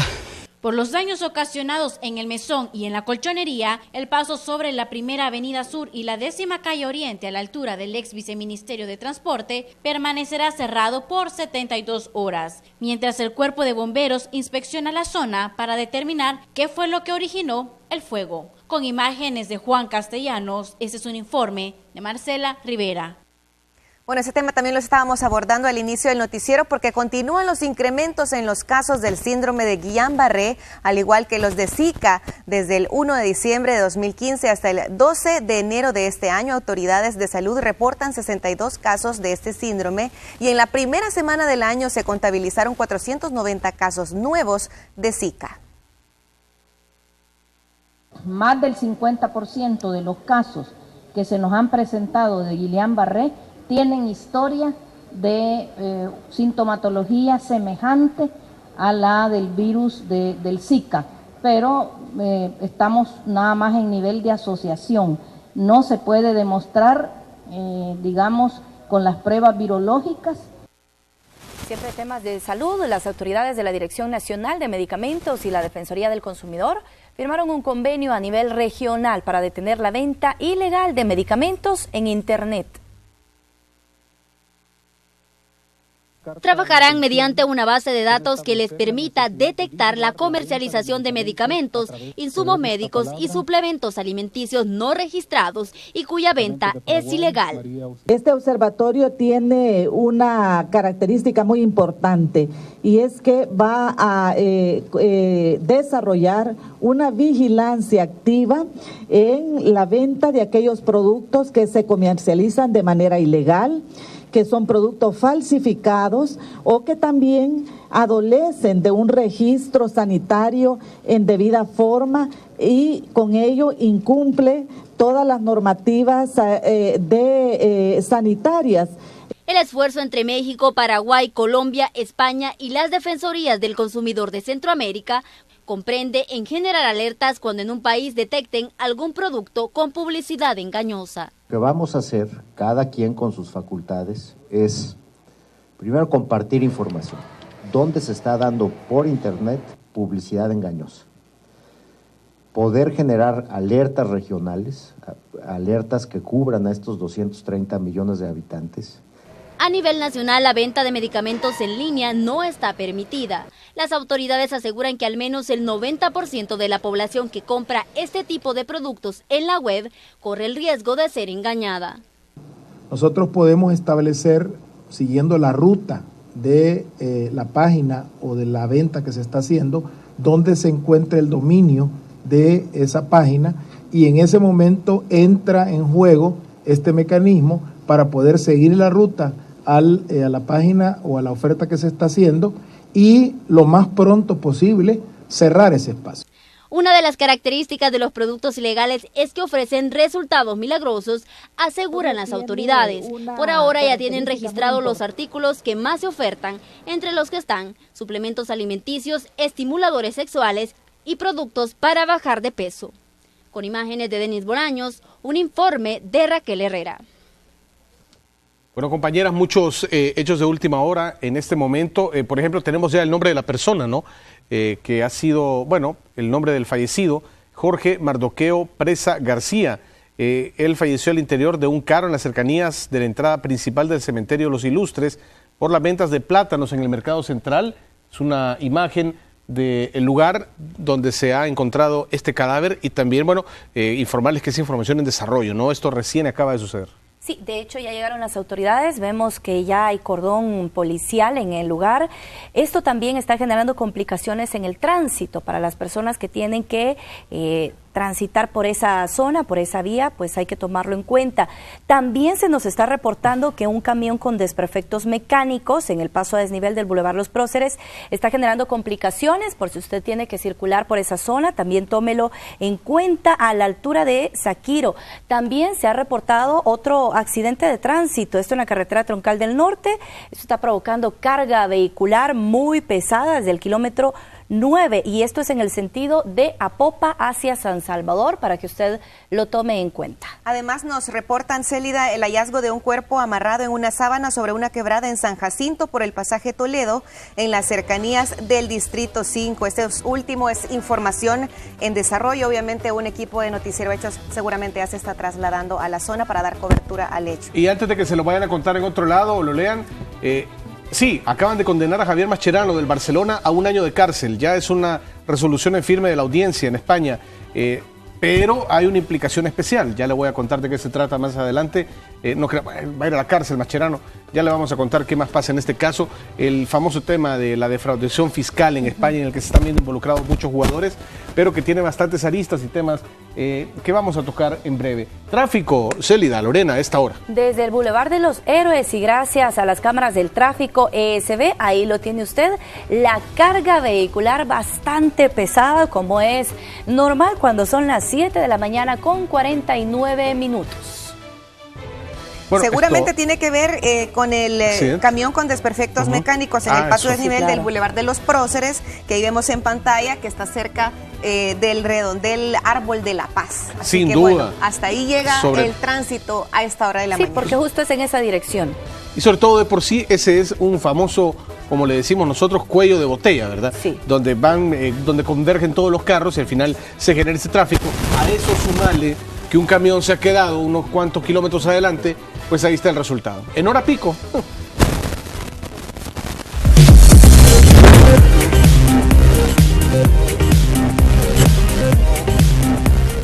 vamos a hablar de economía. ¿Sabe usted cómo elaborar un presupuesto familiar? A estas alturas ya deberíamos todos haberlo hecho. Hoy le vamos a compartir por eso 5 claves que le van a ayudar y le van a permitir administrar mejor su dinero.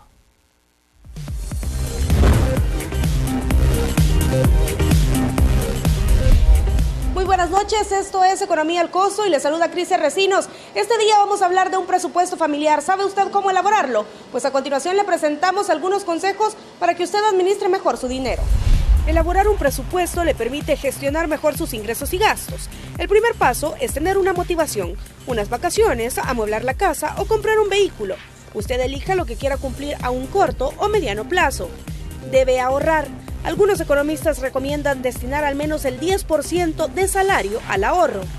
Todas las facturas son importantes para registrar sus gastos. Guárdelas. No puede obviar los gastos fijos. Identifíquelos. Esos que debe pagar cada mes. Los recibos de agua, luz, cable, colegiaturas de los niños, entre otros. No puede postergarlos porque son obligatorios. El último punto es registrar los gastos variables. Esos que no son tan necesarios, por ejemplo, las idas al cine, a comer, la compra de ropa o zapatos. Sume todo esto y contrástelo con su ingreso.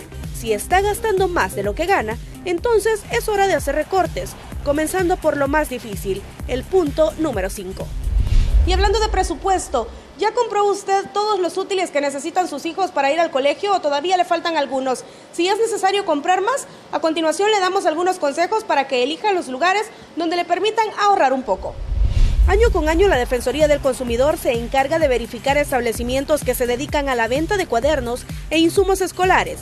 El último monitoreo indica que la canasta con 58 artículos básicos para el colegio cuesta $53.11. En la página web de la Defensoría, www.defensoría.gov.sb, hay un listado de establecimientos que registran los precios más bajos en las consultas hechas hace una semana. Están calificados por zona oriental, central y occidental. Pero si lo que necesita es hacer una cotización, ingrese a www.observatoriodeprecios.gov.sb. Ahí encontrará un listado de productos. Al elegir uno, se le desplegará un listado de precios y el lugar a donde comprarlos.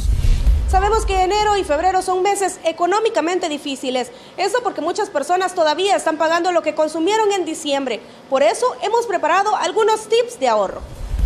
Las navidades son complicadas, sobre todo para los bolsillos de los consumidores. Cenas, regalos, fiestas. Obviamente enero será una lucha por estirar el salario, ya que hay que pagar tarjetas y también es cuando se compran los insumos para volver a clases. Las claves para que rinda más el sueldo.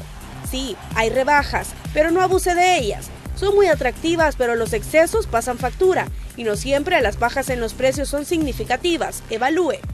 Ahorre en su consumo. Por ejemplo, este mes gaste menos en energía eléctrica y agua potable. Puede tratar de usar menos el vehículo y dejarlo en casa de ser posible. Cocine en casa, evite ir a restaurantes de comida rápida y si puede, lleve la comida a su trabajo. Eso le permitirá también ahorrarse unos centavos. Hasta aquí Economía al Costo, compañeros, amigos televidentes, muy buenas noches.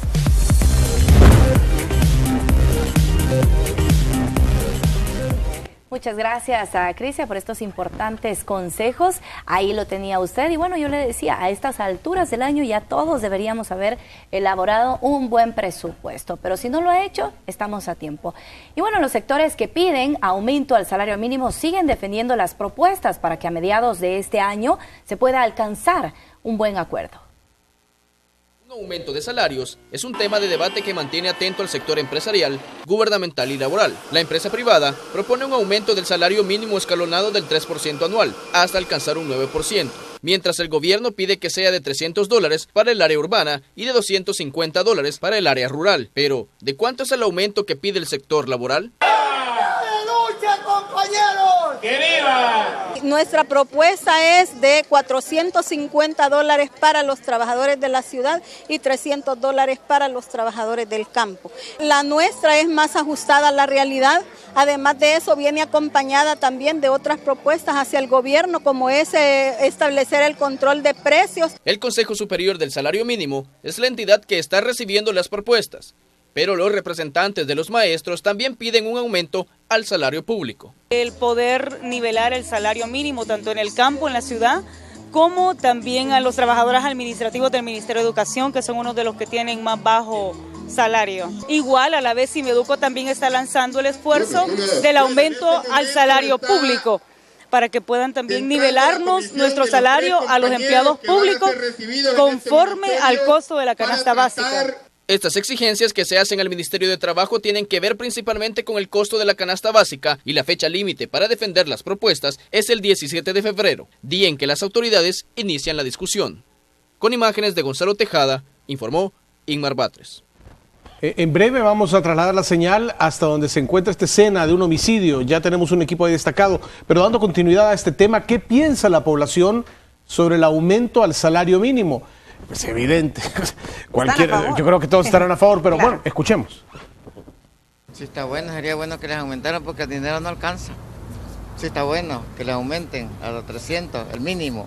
Lo más pronto posible. Pues sí, porque vería beneficio para ellos, pero es que no les suban a los productos ni a las cosas básicas, ¿verdad? Sería bueno que les aumentaran, sí. Les beneficia porque usted sabe que tal vez pagan hasta 3 buses, pasajes y todo, y comida y todo, y no les alcanza. Yo creo que si les aumentan está bueno. Es justo y es razonable. En nuestra sociedad es una sociedad bien desigual y hay bastantes necesidades en la vida de las personas. Un salario que por lo menos le garantice a las personas pagar sus necesidades básicas, colegiatura de sus hijos, un pago de casa digno y la alimentación, ¿verdad?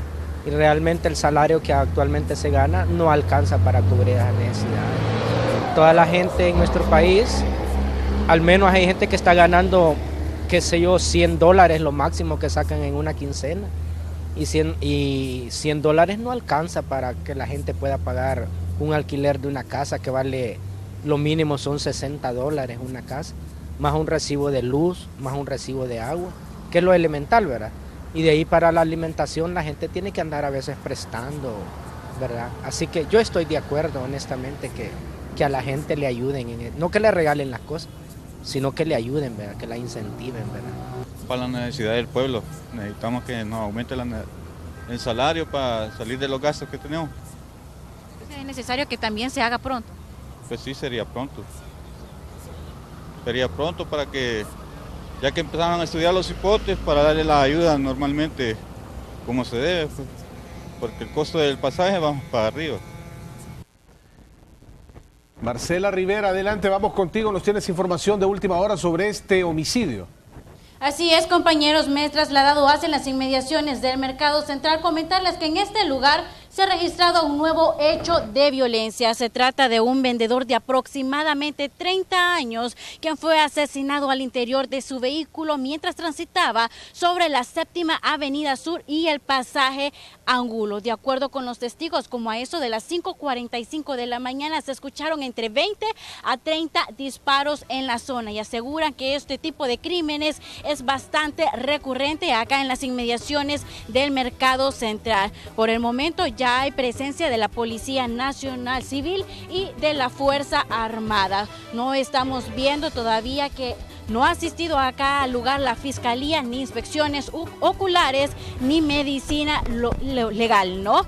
Esta información en desarrollo, por el momento aún se desconoce cómo fue perpetrado el ataque y el móvil de crimen, sin embargo no se descarta que esté relacionado a grupos criminales. Así, mi informe desde las inmediaciones del Mercado Central, la 7ª Avenida Sur y el pasaje Angulo se encuentran cerrados por el momento y las rutas alternas que usted puede tomar es la 12 Calle Poniente y el Boulevard Venezuela. Así mi reporte, compañeros, es información en desarrollo que les estaré ampliando más adelante. Sí, alcanzamos a ver el cordón policial, Marcela, y tú mencionabas que hay vías cerradas. Eso es importante porque seguramente esto está generando, son ahorita las 8 de la mañana prácticamente, todavía complicaciones en el tráfico vehicular. Sí, claro que sí, Célida. Las rutas alternas se los repetiré nuevamente para que usted, amigo televidente, lo tome muy en cuenta. Es la 12 Calle Poniente y el Boulevard Venezuela, ya que la 7ª Avenida Sur y el pasaje Angulo están cerrados por este homicidio y estará bloqueado hasta que inspeccionamiento del cuerpo. Bueno, ahí alcanzamos a ver, ¿no?, los caquillos de las balas de este, bueno, que han quedado ahí en la escena del homicidio, Marcela. ¿Algo más que quieras agregarnos antes de regresar aquí al estudio? Pues solamente recordarles que, bueno, hace unos momentos yo conversaba con algunos de los testigos y me decían de que en este lugar es bastante frecuente la disputa del territorio y que hace unos meses se había negado o más bien restringido a que personas no utilizaran colores de cabellos como el color rojo y el amarillo, ¿no? Ellos nos estaban diciendo de que la persona fallecida tenía el color amarillo y que posiblemente podrían atribuírsele al motivo del crimen, ¿no? Pero esta es información en desarrollo, aún no se ha verificado esta versión. Sin embargo, yo me mantendré acá en el lugar para llevarles detalles acerca de este homicidio. Marcela, una pregunta. A pesar de que tú mencionabas que este tipo de hechos, según los testigos, son bastante recurrentes en esta zona, ¿cómo has observado el flujo de consumidores y de las ventas de las personas que están ahí comerciando sus productos en el mercado? Por el momento las ventas continúan normales, solamente en este sector entre la 7ª y el pasaje Angulo, que por la escena no continúan normalmente, pero los demás todo continúa normal, fluyendo, las ventas de verduras, las ventas de frutas, todo está normal en este lugar. Y también resaltar que en este lugar también se mantiene la presencia policial. Sin embargo, resaltaron también los testigos de que justamente este día no hubo en horas de la mañana. Muchas gracias, Marcela, por el informe. Gracias, Marcela. Bueno, ahí estaba el informe de nuestra compañera Marcela Rivera en directo desde el mercado con este lamentable nuevo hecho de violencia. Uno más que vamos sumando y acumulando y añadiendo a la lista de los que todos los días... ¿Cuántos estamos ahorita, Célida? ¿20? 21. 15, sí. 21 al día más o menos, ¿verdad? Aproximadamente. Increíble. Y que bueno, más personas resultan afectadas, ahí lo veíamos, las ventas, por lo menos en toda esa vía, por el momento están paralizadas, pero esperando mira, a que dicen que es percepción legal. mediática. Eso dicen algunas de las autoridades, nosotros sabemos que no es así. Sí, o sea, los medios somos los que ponemos los... No. Bueno, me muerdo la lengua. Mejor sigamos. Bueno, hacemos una pausa, regresamos, pendientes. Ya volvemos.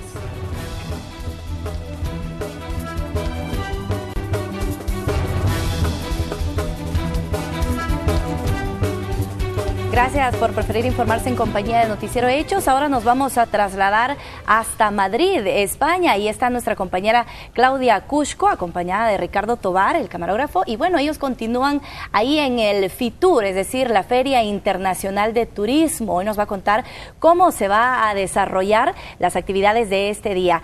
Claudia, un gusto saludarte. Los saludo desde Madrid, España. A esta hora de la mañana, pues aquí ya el movimiento es mayor. Personas que algunos se movilizan hacia sus lugares de trabajo, otros que en esta zona del centro de Madrid estamos sobre la arteria conocida y muy famosa, la Gran Vía, donde las personas buscan encontrar compras. Acá hay muchos almacenes donde es mucho de atracción para todos los turistas que vienen a Madrid. Imagínate, es un movimiento mucho mayor a esta hora del día. Es el centro de Madrid, edificios muy bonito. Es una zona que recibe a miles y miles de turistas de todo el mundo. Acá pues el movimiento es de esta forma, como lo vemos en pantalla. A esta hora pues nosotros aún no nos desplazamos hacia la Feria Internacional de Turismo Andalucía 2016, que se desarrolla a kilómetros desde el centro de Madrid. La temperatura acá les comento que ha llegado hasta 1 grado centígrados y pues acá andamos bajo mucha ropa porque el frío pues cala un poco en los huesos. para este día en Afitur aprovecho para comentar que el ministro de Turismo de nuestro país, José Napoleón Duarte, tiene previsto inaugurar o lanzar la ruta del café como principal objetivo en este encuentro que reúne a 164 países de todo el mundo. Lo que busca es que más europeos se interesen por conocer en nuestro país la zona rural, y la ruta del café pues está reuniendo todo lo que un europeo quiere: encontrar diversión, conocer el proceso del café y degustar de las delicias de lo que cultiva nuestro país. Y es que el café de exportación pues es muy buscado y muy degustado por los europeos. Llegamos hasta acá con este despacho. Un saludo para ustedes allá en el estudio y para nuestros amigos televidentes. Regreso con ustedes. Continuamos manteniéndolos informados de lo que acontece en esta gran feria y un poco sobre lo bonito que tiene Madrid, un lugar muy acogedor, y la gente pues acá es muy amable. Saludos para todos, compañeros, adelante. Y concluimos esta emisión. Muchísimas gracias a usted por habernos acompañado. Viene Hola El Salvador para que usted se divierta también. Feliz que tenga un bonito día.